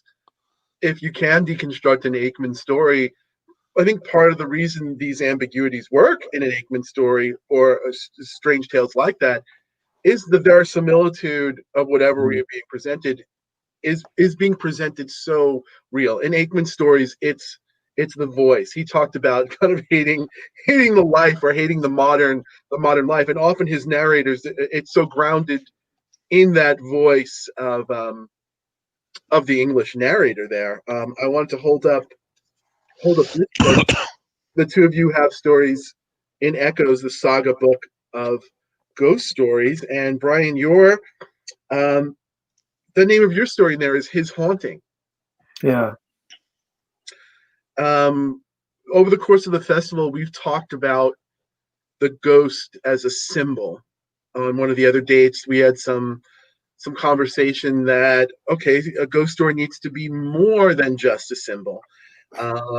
Yet there are examples of stories like Fritz Leiber's The Smoke Ghost, where the ghost clearly is symbolic of something, but there's something vital and something more going on. How do you feel about using the ghost as a symbol, Brian? I like that Liber story quite a bit, Yeah. and I think it works as a symbol, but also like there's just so much palpability to it that it really works kind of beyond that. I don't know. I mean, I think there can be a symbolic element to ghosts, but also I think there's something about the kind of immediacy of the situation in which the story takes place that, for me, is the more interesting thing. I'm not that interested in kind of reaching the end of the story and thinking, the ghost was a symbol of technology, which is kind of what you do with the Liber story. But also, it's like it's just the little details in terms of the way that smoke ghost is kind of presented are just so wonderful that kind of makes it work for you. Yeah, it's doing more. It's definitely doing more than one thing. Yeah, even in the smoke ghost, where you could say it's one story or the other, there still is also psychological elements in it Yeah, as well. yeah, Is Smoke Ghost the Lady of Darkness? No, Is no, it no. similar? I know there's a form in late. I haven't read these in a while, but I read Smoke Ghost. But Lady of Darkness, whereas he sees that form, right? Isn't that yeah. like weird, kind of like smoky form type thing? Oh, I'm not sure I if may be misforgetting. I mean, misremembering. I'm not sure if it's meant to be the same ghost, but they're two different stories at least. They're definitely Are they similar though, or not? They're pretty similar in Are some they? I ways. thought Yeah. so. Yeah. Yeah, he keeps on glimpsing this kind of figure that seems to he can't tell sometimes if it's trash or if it's Right. what it is exactly, and that's I mean part of the strangeness of it. And it keeps on getting closer every time he rides the subway. Yeah, so it's kind of it's nicely done for sure. And Yeah. part of the appeal of that story is he's not sure till very late in the game that there's actually something there at all. yeah. I wanted to ask you, Brian, about and Jeff too, ghosts and the psychological. So in addition to symbolism, often we see ghosts side by side with a psychological element or plot. That these are not present, I wouldn't necessarily say, in the two that we're reading tonight. But how do you feel about that kind of a story, or why psychological elements and plots seem to go often with the ghost story? Um, well, I mean, I think it's because so much of the way I think it probably goes back to what Jeff was saying before about the way in which the supernatural manifests in our life. That there's so often that these situations, if you have them, it's very hard to say if they're real or not real. That you do worry about your mind kind of collapsing in some way. So it seems like a natural fit in some regards. It's we were talking about this before, me and Dan, that you don't, for a ghost story, you don't really need a ghost. All you need is a haunting. And Yeah, so there are stories that are real. I mean, could follow the path of a ghost story, like the Peterson kid. There's this yeah, blizzard going on. There's this threat out there. He can't see where he's going, and people are dying, and you don't know who's or what's killing them. You know what I mean? I was thinking of another one by John Updike called The Black Room. These people go to look at this house, and there's a black room in it. It's just creepy as hell, and like never comments on like what the hell happened there or why it's there. So some of those are cool. You know what I mean? Those ones that kind of straddle different genres and so forth. yeah. Yeah, I love the Peterson kid. I just think that's an amazing story, William Gass story. Yeah, But you're right. It's like it's part of the appeal of that is you don't, you know, there's maybe nothing there at all. exactly. So that's like it's psychological. Could be a ghost. Could be somebody that's at Yeah, somebody went crazy and is killing people or what. You Yeah. never know. yeah. I mean, there's maybe nothing there at all, but the good ghost story, maybe you're hoping for that. In your story, his haunting is definitely like right. It's definitely a ghost story. It's definitely a psychological element, but something else is going on that, like you mentioned, about that you liked about Kelly Link's story, is it has a really interesting structure, and I guess so. I won't spoil the story, but if you're going to check out that story, pay attention. It has a very unique and fun structure to Yeah. the story that also relates to the speculative element. That was something that was a joy to read. Mm. Um, but let's talk about the ghost story as neither symbol, neither psychological, which brings me to back to Robert Aikman and his strange tales. I started off tonight. Actually, I started off the whole festival with some of Aikman's words that he wrote in the Fontana when he was editing the Fontana book of ghost stories. He called ghost stories the mask of order over the face of the void, and I just love that. I mean, it's such a poetic way of putting what we're talking about. And he also said ghost stories need to startle and astonish. And I like that because I think he's saying ghost stories still need, no matter what else they're doing, they still need to entertain us. But Aikman is clearly after the non-ordered, non-human centric aspects of what we see. So my next question is, in addition to being fun and entertaining, um, what do your favorite ghost stories deliver? And yeah, what do you think about this void that Aikman mentions as being present in his selections? Yeah. I mean, in a way, I want to answer the way that Kelly did, which is just, I like ghost stories. And that is, for me, it's the fun and the entertainingness of them is the first thing, and maybe the most important thing ultimately.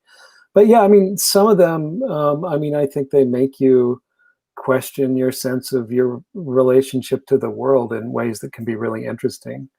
And that kind of unsettling, that kind of goes beyond the kind of just the momentary scare, and really makes you, question just, how the world works, or how, what reality is. I love those kinds of stories that do that, I think.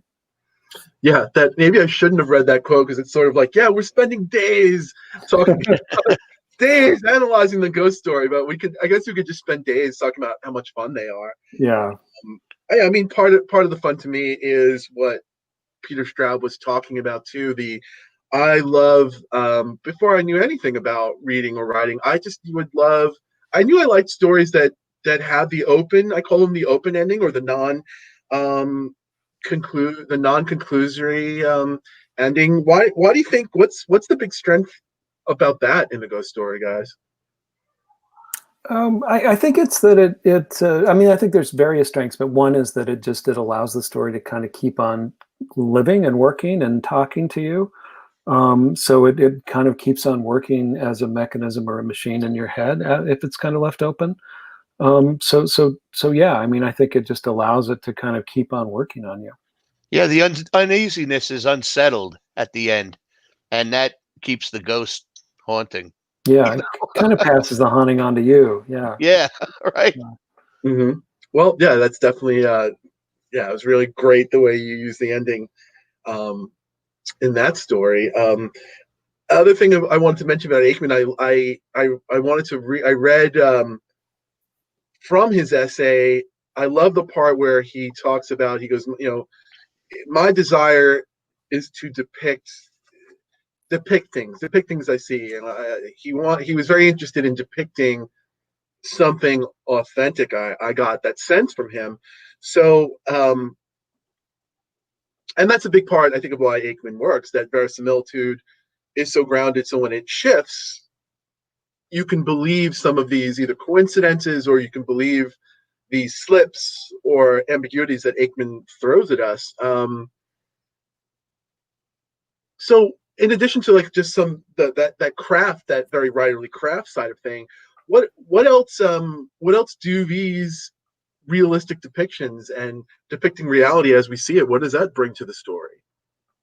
Um, well, I mean, I think one thing it does is it gives a sense of grounding that can be taken away. It also gives a sense of a kind of, I think one of the things he does when he's depicting reality is he gives you a very particular sense of a world that you can kind of believe in, and it also convinces you that he knows what he's doing.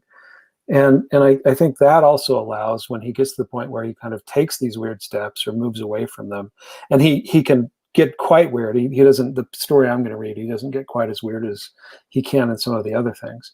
You buy that he knows what he's doing. So it's partly a way of just convincing you of the authority.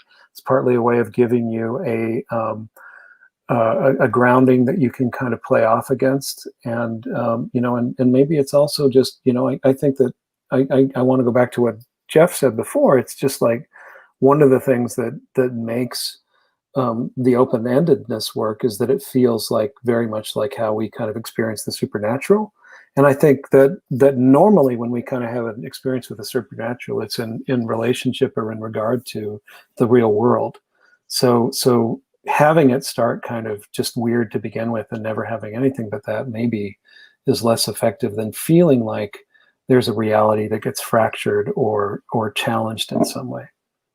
Yeah, often if we have something supernatural, whether it was supernatural or not, I think an observation is humans tend to perhaps explain it away, Yeah. or perhaps they forget about it, or perhaps we live with it. And I think part of just the amazing precision of Aikman is my favorite story of his, and that's saying a lot, is in the short story The Swords. The very last line, or the very last two lines of it, right after he has the crescendo, right after he has this experience, which you as the reader do not know what happens. Mm-hmm. An arm is pulled off of this woman, and you don't know if it's a ghost, you don't know if she's a robot, you don't know if it's just right, it sounds just kind of odd or funny, but it is just such an affecting moment that he has this moment. And the way Aikman wraps up the story after the lady takes her arm, puts it back on, and absconds through the door, the very last line is, and that was the last the narrator ever saw of her and her male companion, though he thought about it till the end of his days. Yeah. It was like, okay, so it was open, yet it was also it just gave us the fact that it was just this moment of weirdness that he never got any resolution from it, and you, the reader, are also You're stuck there. Yeah. That's the thing. If you ever, I remember seeing a ghost one night. I'm sure it was a guy. I was at 3:00 in the morning. I went out to this park and I was having a cigarette. I couldn't sleep.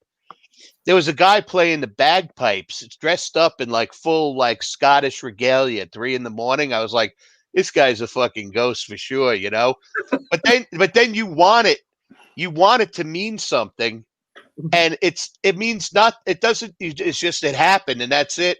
And it's like the banal of the paranormal, but you want it to like add up to something. It's still creepy the fact that you encountered it, but it doesn't have any resolution. It doesn't have any there's no neat bow tying it up and saying like a 19th century ghost story where what happens in it emulates the problem that the individual might be having at the time. You know what I mean? That connection. right, like in Imre, it's wrapped up, and there's a sort of justice that is shown, and right. That's why I call it, right. It's an example of a period. It's an example of that. Was that in Long Island, Jeff, that you saw the bagpipe person? No, only in Jersey. Do you see that?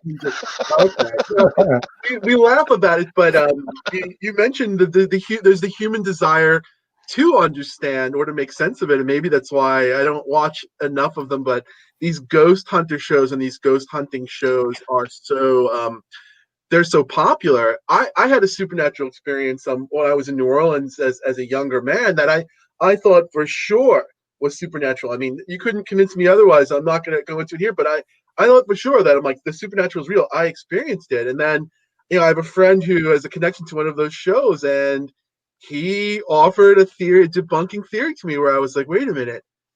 Wow, if you go with that Carl Sagan, you have to have the extraordinary proof to the extraordinary claim. I'm like, wow, I can't. Sometimes these things get debunked, but maybe that's part of the fun of the ghost story, the verisimilitude of how we experience it in life there. Fascinating. It may have also been a sign that you should be buying more Scottish music, Jeff. Or whiskey or something. Well, whiskey, that's probably what it is. I came to let you know. Your whiskey consumption has gone down. We need your help. I mean, a Scottish guy playing a bagpipe in Jersey, in southern Jersey, like what? At 3 a.m. Come on, that's a ghost. You can't tell me it's not. Yeah. Yeah, I mentioned Long Island because I heard some bagpipes over one night at the beach, and I'm like, I'm being haunted, but nope, it was some cops practicing for a funeral. I mean, they have. Oh my God, that's creepy in itself. Actually, that's a good idea for a story. Yeah, it is. So, Brian, in a moment, you're going to read from Your Tiny Hand is Frozen, which can be found in Robert Aikman's The Wine Dark Sea collection. Great collection. Aikman was involved, before you read it, I know Aikman was involved with opera when he wasn't giving us these ghost stories. And I looked up and saw that the line is a line from the opera La Boheme. I don't know a lot about opera. Can you explain the reference? It is a line that's sung in that. I don't know that I can explain it in any kind of detail. My opera experience is pretty limited, to be honest. Yeah, mine's quite limited. I notice you're not asking me. No, actually, Jeff, the question is, can you please sing the line for us now? Right, in Italian, Jeff. I'm going to cue the bag. I have no idea. Brian, is there any bookstore before you read that you want to recommend anything to us out here, a bookstore or two? Skylight Books, which is near me, is great. I definitely recommend that. Kelly and Gavin's store is also, I completely recommend that as well. They have such a great selection of fantastic fiction there, and easy to get stuff online. You guys, it's I always get it wrong. It's something Moon Books. Yeah, I Yeah, think me it's too. Book Moon. Book That's Moon. it. Right, Yeah. exactly. All Yeah. right, so we're going to turn it over to Brian Evenson reading Robert Aickman's Your Tiny Hand is Frozen. Take it away, Brian. Thank you. So I'm going to read most of this story. I'm going to cut off a little bit before the end just because it's a fairly long story, but I'll try to end it kind of at a place of maximum tension. This is Your Tiny Hand is Frozen. It was on the third night that the trouble with the telephone started. Edmund St. Jude had been a light sleeper for years, but the previous day he had been occupied with steady and unwanted domestic tasks, and when the telephone began to ring, he was slumbering heavily and dreaming vividly. For some time, indeed, it was in his dream that the bell rang. Then he found that he was sitting crouched in bed, shuddering a little, and totally uncertain how far the dream had ended.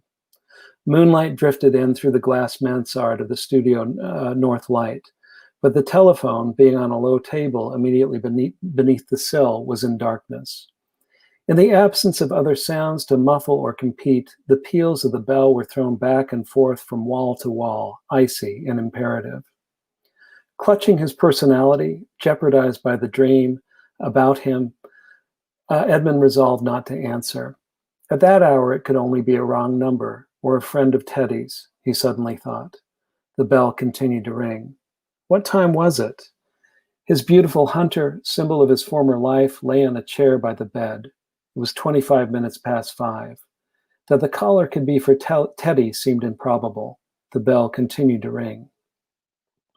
In the end, Edmund, who was an amiable man, always yielded to importunity. He crawled out into the autumnal November moonlight and lifted the instrument from its black bed. His aunt, with whom he had previously resided for a number of years, had contrived to retain an instrument of the earlier candlestick pattern, to which Edmund's reflexes were accordingly accustomed, especially in the middle of the night. He fumbled slightly, almost dropping this newer contraption. Now the silence was as disconcerting as the former noise. Hello? There was no answering sound of any kind. Hello? After a silence of seconds, there was a loud, sharp click. It was as if the caller had counted 1, 2, 3, and then, as if by premeditation, rung off. Hello? Said Edmund futilely, but nothing happened. It was not an hour for the operator forthwith to ask what number he wanted.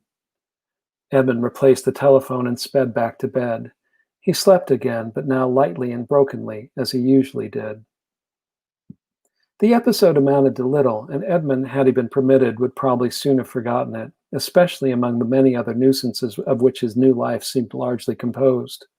But during the next few weeks, the incident was repeated again and again.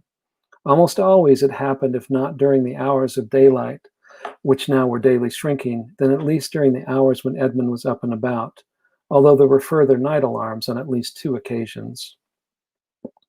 One of these night calls was especially curious. The telephone rang almost immediately after Edmund had got into bed. Suspecting with the sinking of his already low spirits that it was one of the unaccountable calls, but knowing that for him there was no escape in letting the bell go on ringing, 2 minutes and 50 seconds had proved the maximum period of endurance to date, counted out upon the second hand of his hunter. He at once switched on the weak bedside light, rose, and answered. Hello? There was the usual silence. Hello? Not for the first time he was permitted to speak thrice.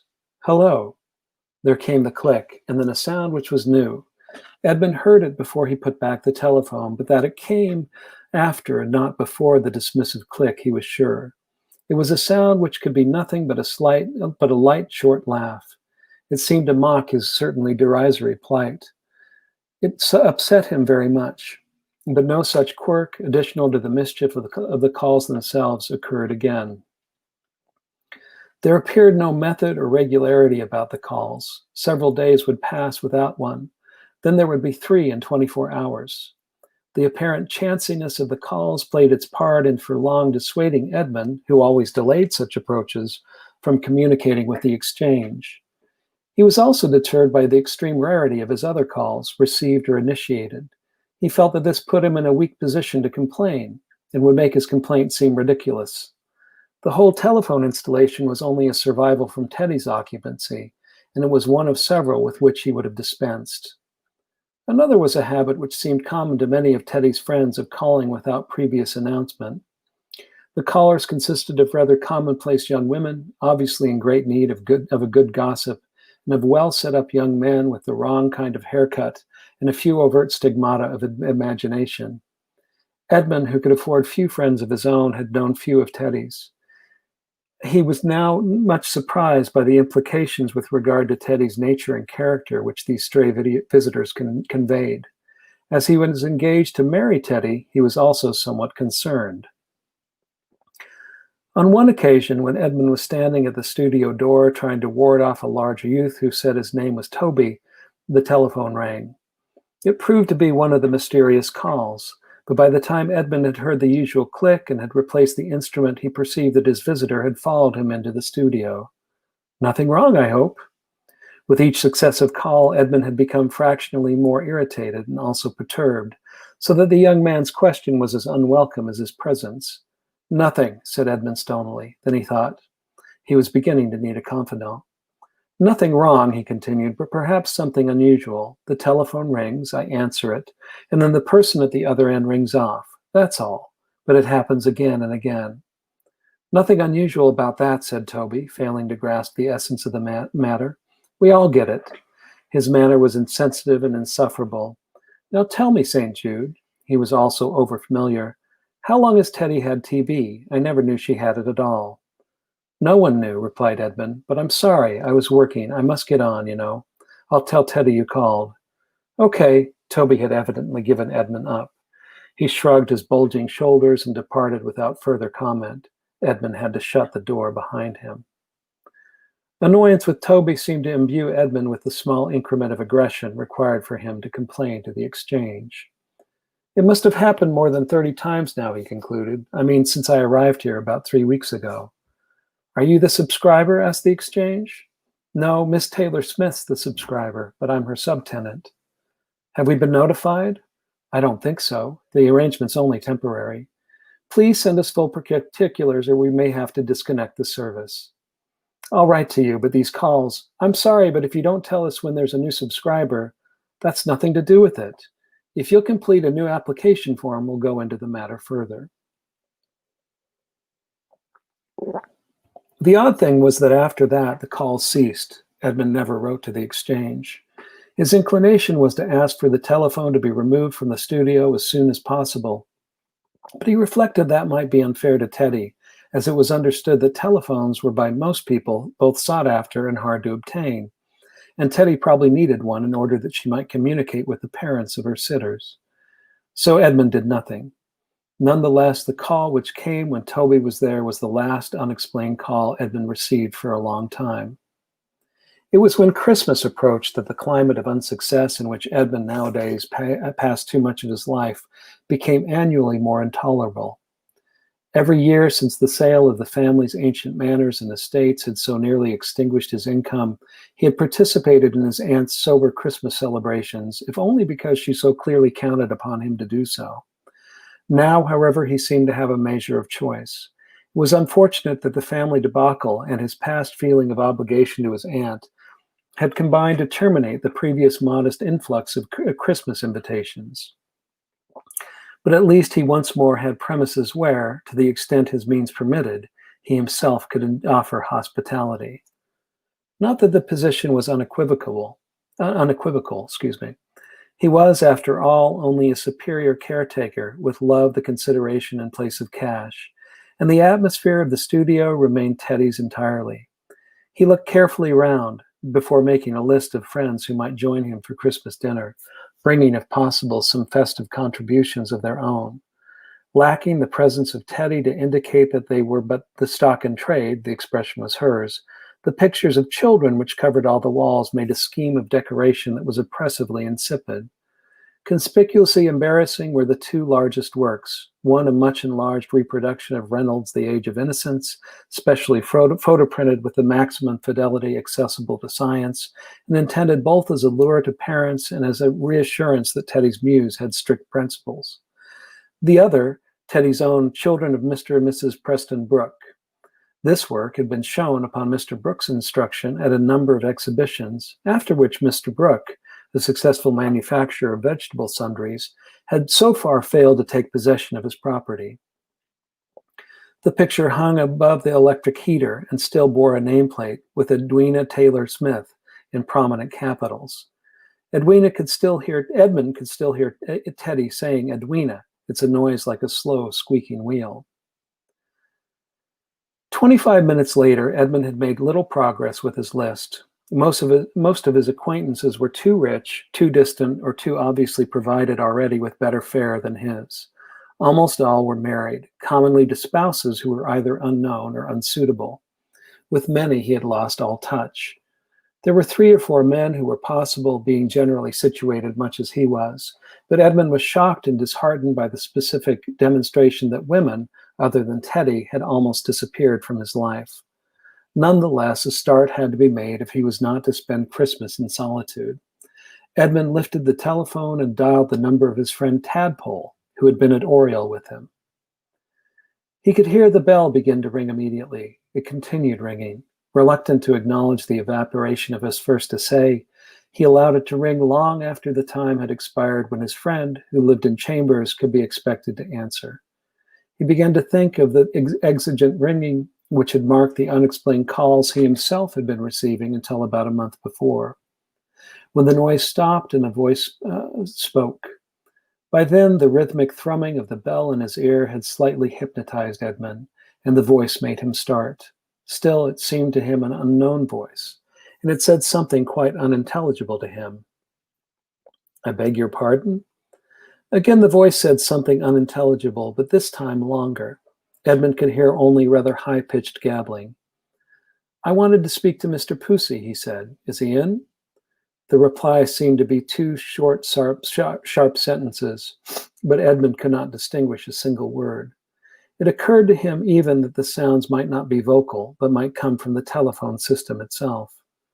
"I'd better ring off and try again," said Edmund, unsure that he was not merely speaking to himself. There was a much softer gabbling, which diminished into silence. Edmund rang off. After a minute or 2, he tried again. This time the bell simply rang and went on ringing. Palpably, though depressingly, Tadpole was out. Edmund made 3 more calls. One of his friends was spending Christmas in Paris. One would have to let him know later. Edmund was certain that it was hoping for something better to offer itself. And one, like Tadpole, did not reply. Edmund decided to write to the remaining names on the list. If only he could write, "Evelyn Lay will be here, so we'll be sure of some good talk." During the following 7 days, Edmund used the telephone more than was his wont. He began to ring up everyone he had met, however casually, during the previous year. Probably because his contact with them had been so casual, none of them seemed to want to spend Christmas with him. In the course of one of these usually brief calls, the somewhat uneasy conversation was at one point intruded upon by a repetition in the background of the indistinct gabbling talk. "Can you hear that sound?" asked Edmund, interrupting his acquaintance's meager trickle of explanation. "What sound, old boy?" "Like someone talking gibberish. Some woman on a cross line, I expect." "You think it's a woman?" "How do I know, old boy? But look here, as I was saying, Nell and I, but of course you've not met Nell, we always go to stay with her people up in Galloway." By the end of the week, his friend, who had wavered, decided against him. Something better had duly appeared. Of those Edmund had written to, one had replied pleading a previous commitment by return of post. The others had not replied at all. Upon Edmund descended a colorless, suffocating fog of loneliness. Suddenly, in his despair, Edmund thought of Queenie. Queenie was a girl of whom he had seen much when, 20 years before, he had first lived in London. Even at that period, though fortified with a private income which sufficed, he had been commonly unsuccessful in reaching the hearts of the girls who really appealed to him. And in retrospect, he perceived that Queenie had much in common with Teddy. He had been fond of her, and she had been more than fond of him. In those days, Edmund's remarkable linguistic aptitude had served to make smooth the highways of the continent, instead of as now merely bringing him an undependable stipend as a translator. And Queenie had traveled many of the highways with him. She was well-formed and had been carefully nurtured. Her baptismal name was Estelle. Queenie had attached itself to her at Newnham, reflection perhaps of something within her. And Edmund might well in the end have married her had not ruin supervened. In fact, she had married a man much older than herself, who had almost immediately afterwards fallen into invalidism. During the previous summer in Victoria Street, Edmund had walked into an old friend of Queenie's named Sefton, the civil servant. They had not met for many years, and their only common subject of conversation was Queenie. Sefton told Edmund that Queenie's husband was now dead, and Edmund wrote down her new address and telephone number. That number he now dialed for the first time. "Who is it?" There had been no sound of ringing. The enquiry seemed to come immediately. Edmund had dialed the last figure. The voice sounded warm and eager. It surpassed Edmund's recollection. "You'll be surprised. It's Edmund. How are you, Queenie?" Edmund St. Jude?" It was delightful. There was real joy in her voice. "I'm glad you sound pleased. I wasn't sure. You don't know how lonely I've been. No one knows." Her voice had a slight throb in it, which was charming and also new. Edmund's own recent experiences had made it impossible for him to offer easy commiseration. Instead, he offered specific aid. "I want you to dine with me on Christmas Day." "Are you giving a party?" "I meant to originally, but I've thought better of it. Just the two of us, Queenie, if you will." She said nothing. Edmund could hear the light, intermittent humming on the wire, like the sound of a very distant multitude. He spoke again. "Please come, Queenie. I'm living in a friend's studio, and—" She had apparently been gathering resolution, because now she burst out, "I'm not Queenie." Edmund's heart would have fallen further than it did, had it not already premonished him. "Then I should certainly apologize," he said. "For asking me to Christmas dinner?" "Yes. To dinner, perhaps. Surely Christmas dinner is entirely different?" The implication was perhaps too blatant, but Edmund was desperate, and blatant or not, she sounded pleasant. "In that case, will you come? Perhaps you would accompany Queenie if she's otherwise engaged." "Queenie is otherwise engaged." "Oh." Edmund was not sure whether to feel disappointed. "In that case, I'd love to, but I can't." "Are you engaged too?" "Not engaged. I just can't." There was something a little hysterical about the way she made this plain statement. The humming sound had stopped. No less hysterically, she added, "I'm very sorry. Please don't ring off." "I'm sorry too," said Edmund. "Don't ring off," she said again. "I really am sorry." "Prove it by coming some other time," suggested Edmund. "What about tomorrow night?" "You've never seen me. You don't know what I look like." "I can hear you," replied Edmund, smiling into the telephone. "Your voice speaks for you." He hoped it did. She made no reply, but suddenly began to sob. There was no doubt about it. Edmund could hear each separate gulping intake of breath. It seemed an unusually good line. "Well, come sometime," said Edmund, embarrassed and slightly raising his voice. "I may never be able to." It seemed unwise to probe, but Edmund thought that she would continue and explain. "You've been so kind to me. May I ring you up again?" "Of course," said Edmund. He gave her his number, but she seemed too overwrought particularly to take note of it. "You'll really let me?" Her gratitude was embarrassing, but somehow not ridiculous. "I might even ring you," Edmund said gallantly. "No, just let me." "What about Christmas Day?" "Oh, yes." She sounded like a schoolgirl. The humming had resumed. "And what about Queenie?" She said something which he could not distinguish. "Sorry, this humming noise." It was now quite loud. He realized that she was gone. The afternoon post brought a still further rejection of Edmund's hospitality. Face to face with the unpleasing prospect of spending Christmas Day entirely alone, he again dialed the number which Sefton had given him.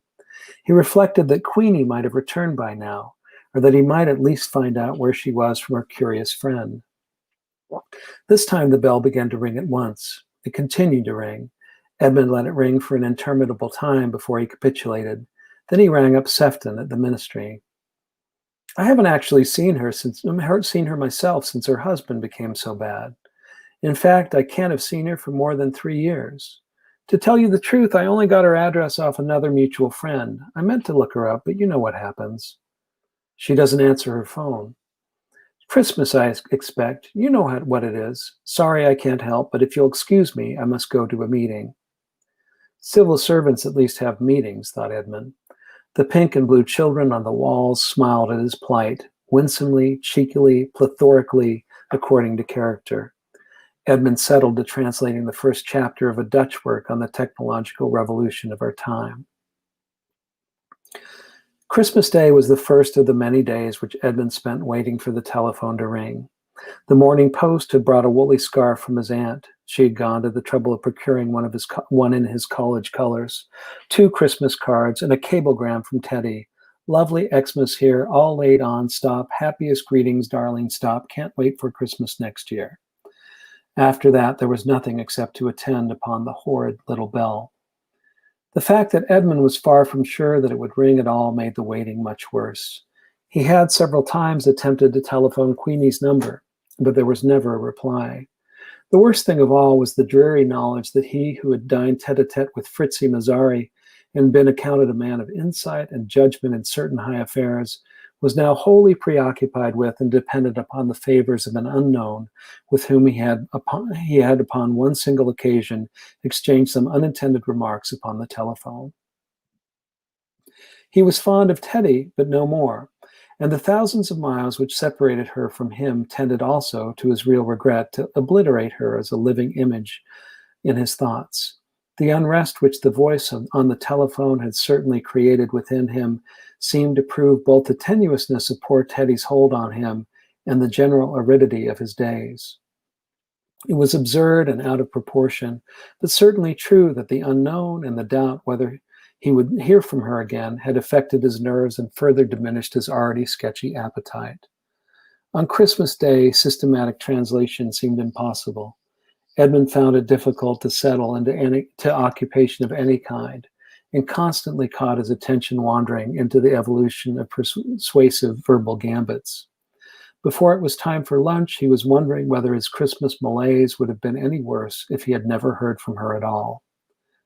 She telephoned just when the fleeting and dreamlike December day had finally subsided into darkness.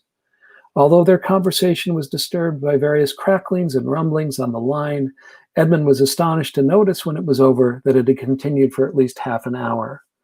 During this period, Edmund and she seemed to discover several points of sympathy. For example, when she said that her name was Nera Condamine, Edmund became certain that she belonged to the ancient and distinguished family of that name, and that she had descended in the world as he had. He took a critical and informed but appreciative interest in his. She took a critical and informed but appreciative interest in his remarks upon the 18th century poets, about whom he was an authority, and who entered the conversation when he quoted topically from Thomson's *The Seasons*. Above all, Edmund felt they had loneliness in common. Each of them, he deprecatingly, she eagerly, seemed to throw out feelers of interrogation, which the other clutched. Only questions which were direct and personal she refused to answer, where she lived or why she must remain inaccessible. At the first sign of persistence on Edmund's part, she became hysterical. Please don't ask me. Please, please. Naturally, I understand if you'd rather not tell me. I only thought, I'll have to ring off if you ask me. Then I'll certainly not ask you. In the end, however, she did let fall one minor fact. Of course, I understand that very well, she said, because I'm a painter. Do I know your work? Asked Edmund. All the children on the walls looked interrogative. I only paint for myself. There used to be others, but now there's only me. The telephone croaked in mournful confirmation. Edmund dared not ask what had happened to the others. By the end of their talk, in fact, a curious change had taken place. Originally, it had been Nera, as Edmund at her request had begun to call her, who had repeatedly besought him not to ring off. Now the fear lest they stop talking seemed primarily his. He perceived the change before he could think about it and account for it. On the whole, by the end of their talk, he was delighted with her. I'm glad we've made one another's acquaintance. he had almost said, found one another. You have transformed Christmas Day for me. We have a lot to say yet, she replied lightly. We've both time to burn. There was a click. Without a farewell, she was gone, and the exchange was speaking. What number do you want? That same number again, replied Edmund with unusual resourcefulness. What number was it? Asked the exchange, not without petulance. I'm afraid I don't know. Can't you please trace it? I'd be most obliged if you could. Sorry you've been troubled, replied the exchange. Edmund looked at the electric clock, then sat for a long time staring at the small square electric heater. Thinking it over, he was unable to determine very clearly what indeed they had said to each other, which had consumed so much time. There had been the 18th century English poets. It was remarkable indeed to make a casual acquaintance who knew Addison's Cato. But otherwise, there seemed to have been little but an interchange of remarks which barely amounted to conversation, because his preoccupation had been curiosity, hers a seemingly almost desperate reaching out for response, for friendship. Edmund was not one of the many men whose response to an emotional need is inversely proportional to the degree of that need. On the contrary, he tended by temperament to fall in with any demand made upon him. For this, among other reasons, he now felt that, despite the queer circumstances, a new and important factor had entered his life. He had certainly been swept and ready. At this time, the oddness of the circumstances seemed to Edmund to come within the probable boundaries of such familiar concepts as discretion, gaining time, or even coquetry. It was not until a later call that Neera's mysterious elusiveness began significantly to perturb him, because during this particular conversation, in the course of which she took a clearer initiative than before, she stated almost unmistakably that she loved him. And he, instead of proceeding as if he thought her remark was meant partly or mainly in jest, replied almost seriously, I think I love you too. And when after that, and after sundry strange endearments between these lovers who had never set eyes upon one another, and who often found themselves at cross purposes on the telephone, she still refused to say where she lived, Edmund was naturally aghast. He was able to notice, however, that whereas previously his more direct approaches had made her hysterical, she now refused him quite tranquilly. Am I then never to see you? He cried. I haven't said that. But when? Wait until you can't live without me. Edmund checked himself from replying to that. Can I ring you? No, no, no, but I'll ring you. When? Whenever I can, darling, trust me. After that, there was nothing for Edmund to do but translate from the Dutch, buy his food, and wait for the telephone.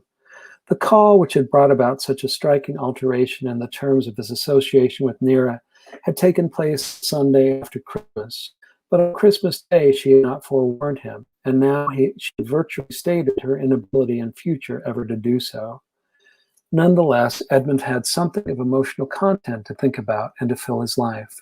For despairing inertia, he had substituted dreams of desire, and for listlessness, eager and unresting expectancy.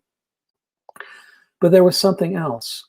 Edmund could never forget that he had not looked upon the being who had so agitated his mind and heart, and never was able altogether to disregard the peril possibly implicit in her reluctance to let him look upon her. Simple sameness of days, therefore, had now for him been replaced by a difficult and intense inner combat. When next he heard from Neera, however, she so enchanted him with tender words and a previously undisclosed richness of expression that the conflict within him began thereafter to abate. And the telephone more and more to become a simple instrument of bliss, like the soup kitchen to the outcast or the syringe to the drug addict. When the first defenses of convention and restraint had been penetrated, it was surprisingly easy to be intimate into the telephone, very intimate indeed. Inevitably, Edmund's various employers began to complain of late deliveries.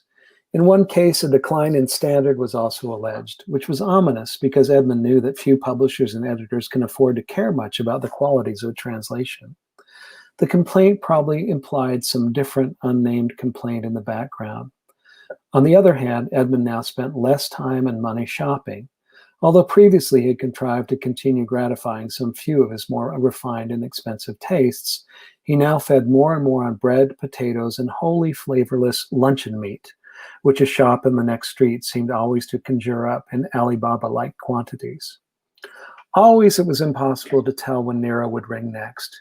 She might ring at any hour of the 24, although in the main she seemed to favor the early evening or the early hours of the morning.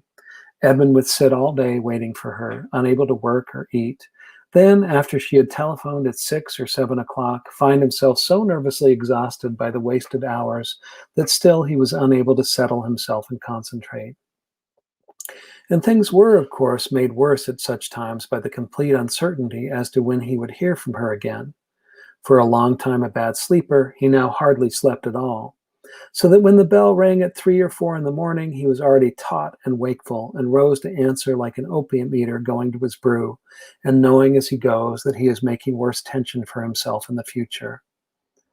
A minor nuisance was the shortness of the flex. Unlike most women, Teddy had not provided for the telephone to stand by her bed. It stood at the other end of the studio, under the big window, and therefore nearly on the floor.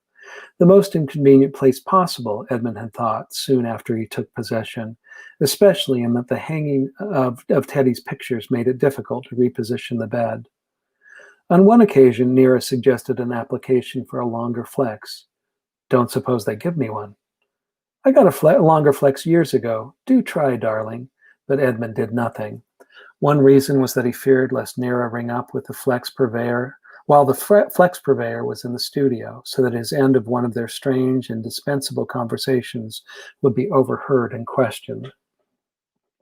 A worse possibility was that the fitting of the flex might involve the temporary disconnection of the telephone, so that he might miss a call altogether. He was at all times haunted by the possibility that if he were to miss one of Nira's calls, there might never be another one.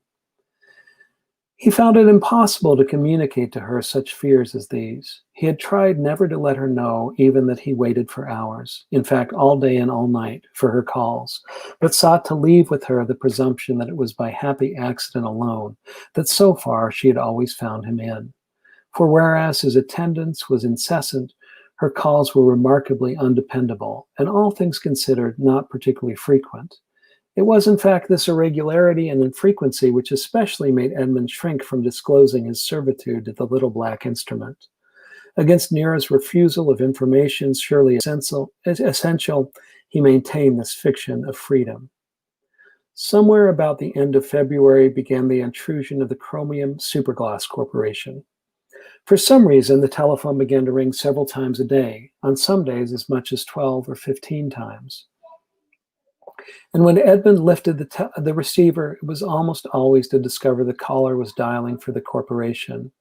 Often, when he ventured out in quest of his unappetizing food, he would hear his telephone ringing from the bottom of the staircase to the studios. The studios were on the 4th floor of the block, with flats below. And had it been a still higher block, Edmund would not have been there, for he much feared heights.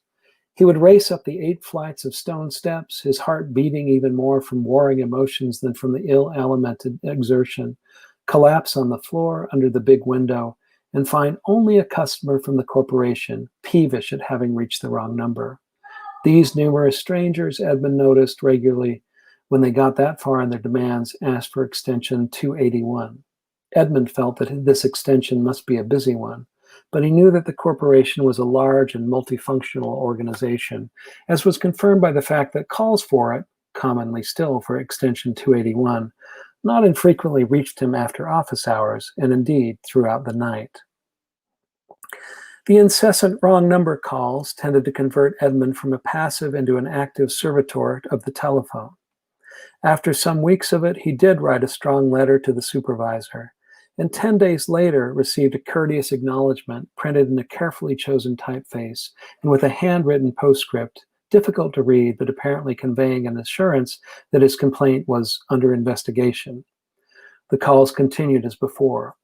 This development in Edmund's relationship with the telephone helped to conceal from him for some time that Nira's calls were becoming slowly but markedly fewer than ever. One morning, he noticed that there were buds on the plane trees beneath the studio window. He realized that, although the telephone bell seemed seldom to stop ringing, he had not heard from Nira for a week. Instantly, his concentration upon the telephone leapt to and remained at a new intensity. As the tender tide of spring trickled through the gray rocks of London, Edmund became a man eviscerated and absorbed by the squat black monster tethered by its stubby flex. As soon as possible, he challenged Nira. Wrong number calls had been coming in all that day, varied by one call which was not a wrong number, but informed Edmund that he would not be wanted to translate the Italian book on the 18th century in England after all. Nira came through at 11:25 p.m. precisely. She was as alluring as ever, roses in Edmund's horizonless desert. Never in retrospect could he at all determine what it was about those bare words of hers, intensified by no accessory charm beyond her attractive voice, which so moved him that he had become as one of Odysseus' sailors. Now he remonstrated and begged. At first she made light of her remissness and little of Edmund's troubles. He noticed, however, that she did not, as she had originally seemed to do, claim that she had been unable to telephone. Convinced that she was tiring of their inadequate and unsatisfying association, he found himself pleading desperately. "I can't live without you." The rag and bones of his pride had hitherto prevented him from admitting so much as long as she persisted, without explanation in standing so far off. "Oh," she said, "then it's time for me to come and see you." Her voice was soft as grass new sprung from the seed. The fulfillment of her previous vague promise was the last thing that Edmund had expected. He looked round the room for his reflection, but Teddy had managed to smash the mirror on the day she left, and Edmund had not replaced it. "Yes," he said in a low voice, "any time. When? Very soon. Wait for me. Goodbye." After that, Nira stopped telephoning Edmund altogether, but the telephone itself began to behave more and more strangely. The calls for the corporation came as frequently as before, but now there were other calls which were wholly inexplicable. Believing that Nira would surely ring him up to tell him when she was coming, Edmund became more frightened than ever lest he miss a single one of them. He renewed efforts, suspended as unavailing during the first week of his tenancy, to arrange for food to be delivered at his door, but with no more success than then. Now, moreover, his money was fast running out, and the reservoir was by no means being replenished. He tried to arrange credit with the shop in the next street, but was no more successful than when he tried to persuade them to deliver. Edmund had never been apt with shop assistants, and now he felt that he was being eyed with positive hatred. There was a long London heat wave, premature, opaque, and damp, through which Edmund sat seeing almost nobody, eating almost nothing, and no longer waiting for, but increasingly ministering to, the telephone. Sometimes now he would lift the receiver and hear only the crescendo of terrifying abuse and curses. At other times, groans and screams as of the dying or the damned. Sometimes unknown voices would conduct hectoring or wheedling conversations with him, and when he questioned them upon the number they wanted, persisted that they wanted his. If he rang off, they would often ring again, threatening or breaking down. Sometimes there was a cat's cradle of confused noises, in part, it seemed to Edmund, mechanical, in part simply disembodied and without significance. Several times there was laughter on the line, and once an enormous voice which plunged through Edmund's head, then diminished before plunging again. It was like overhearing an immense ram as it battered its way through mighty resistances and defenses. It was even more frightening than the confused noises. One day the studio bell rang. It was the first occasion for weeks. Edmund, supposing that the shop in the next street might have changed its mind, opened the door. It was Teddy's friend, Toby. "Didn't recognize you, St. Jude. It's that beard." He was inside the studio before Edmund could stop him.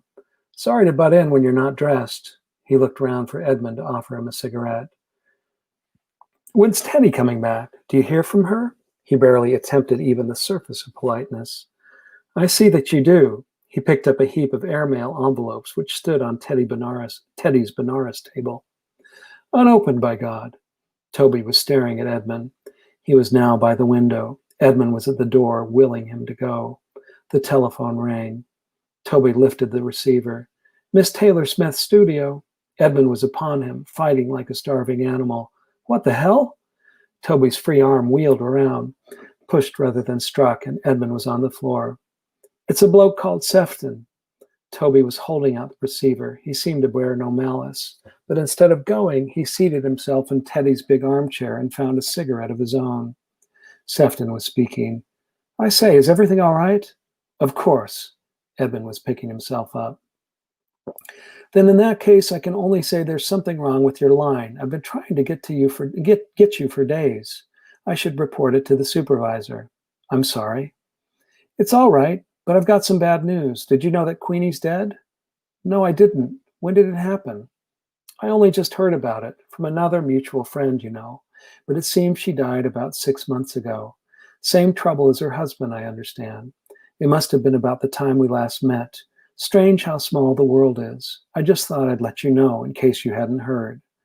Thank you, said Edmund. I suppose you don't know who's now got her telephone number. I don't, said Sefton. If it matters, I should ask the exchange. Toby didn't move when Edmund rang off. Still having trouble with the telephone, he asked, filling the stuffy air with cigarette smoke and crossing his legs. It was going on when I came here before, remember? What makes you think, began Edmund. I overheard your friend Sefton. I'm used to the telephone, you know. You're not. Edmund was now waiting for it to ring again. Things mechanical are like ladies, continued Toby. You need to understand their ways. If you understand them, they'll do what you want from the start. If you don't, they've got you, and then God help you. Would you mind going? Said Edmund. I'll go, said Toby, but first let me get the supervisor for you. He rose, returned to the telephone, and dialed 0. Edmund, wrought up because the line was now again being occupied, would have liked to stop him, but could not see how. Get me the supervisor. There was a pause, but only a short one. Toby gave the number. There have been a lot of complaints about delays in getting through. Look into it, will you, and report back as soon as possible? Clearly the answer was deferential. That's all. He was about to ring off, but Edmund stopped him. I've got something to say myself. Hold on. Toby handed over the receiver. Would you mind leaving me? Okay, I'll be back. About Teddy, you know. His glance was on the heap of unopened letters. I happen to love that girl, St. Jude. He went. This time he even shut the door. Hello, said Edmund. Do you wish to make a complaint? Inquired the voice at the other end, fretful with waiting. No, I just want to know who's got a certain number. He mentioned the number which Sefton had given him and which he would never forget. We're not supposed to give information like that, snapped the voice, but hold on. Plainly, some part of Toby's aura remained. There was a long wait. That number's dead. I rang up and someone answered. Oh, you often get an answer on a dead number. How can that be? Dead person, I suppose.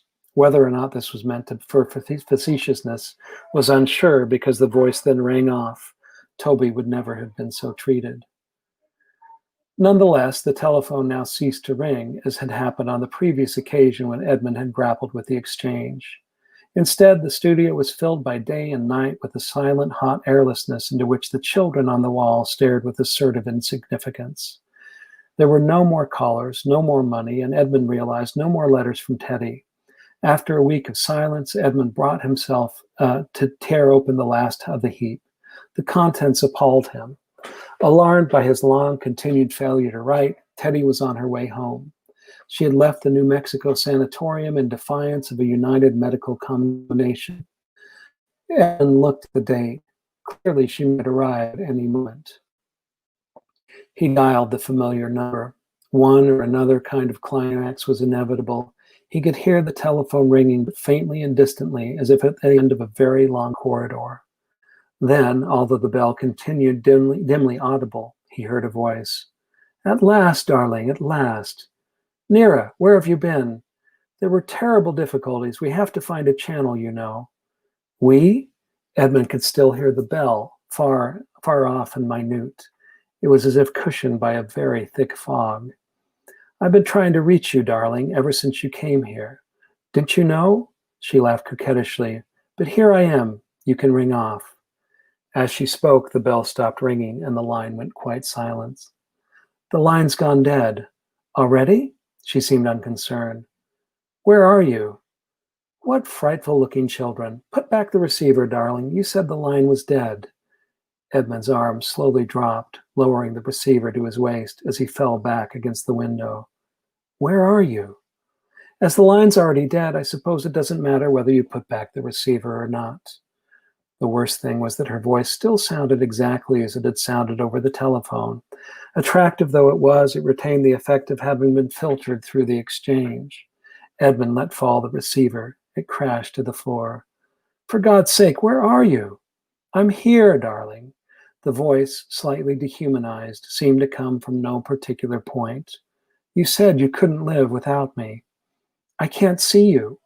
The breakfast food faces of the children smiled brightly at him through the sunshine. Not yet, darling. You said you couldn't live without me. What do you mean? Darling, you said you couldn't live without me. It was exactly like one of the telephone's standard locutions. Sorry you've been troubled, or number please. Edmund placed his hands before his eyes. Now there's no need to live without me. Don't you understand? Darling, just look behind you, over your shoulder. Edmund stood rigid. Just one look, darling. Edmund was trembling all over with hunger and loneliness and terror. You must look, you know, darling. The puppet-like voice seemed nearer. If you knew how hard it's been to reach you. Edmund was groping for his last charges of willpower. Now turn your head, darling. I'll stop there.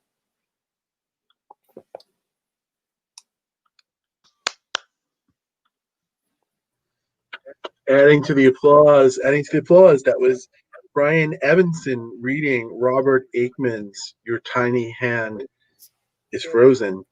So my announcer skills, they're getting better every day. We're getting ready to wrap up.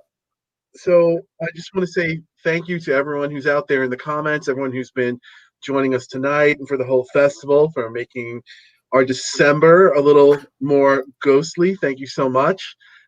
And thank you to Jeff and thank you to Brian for the excellent conversation and for sharing these stories. I hope to see you all in 2021. Hope things get better out there. And at the very least, I hope to see you two next year. We're going to do this again next year. It'll be fantastic to join you in December again. Yeah, Brian and Jeff, once we run the closing, if you wouldn't mind sticking around in the room after we end the broadcast for a minute. Everyone else, please come back and join us tomorrow, Sunday, December 20th at 4 p.m. Our guests will be John Langen, James Everington, Cece Adams, Liliana Kirsta, and Farah Rose Smith. And we hope to see you there. So until then, stay warm, stay safe, stay inspired, and have a great night. Thanks, Dan.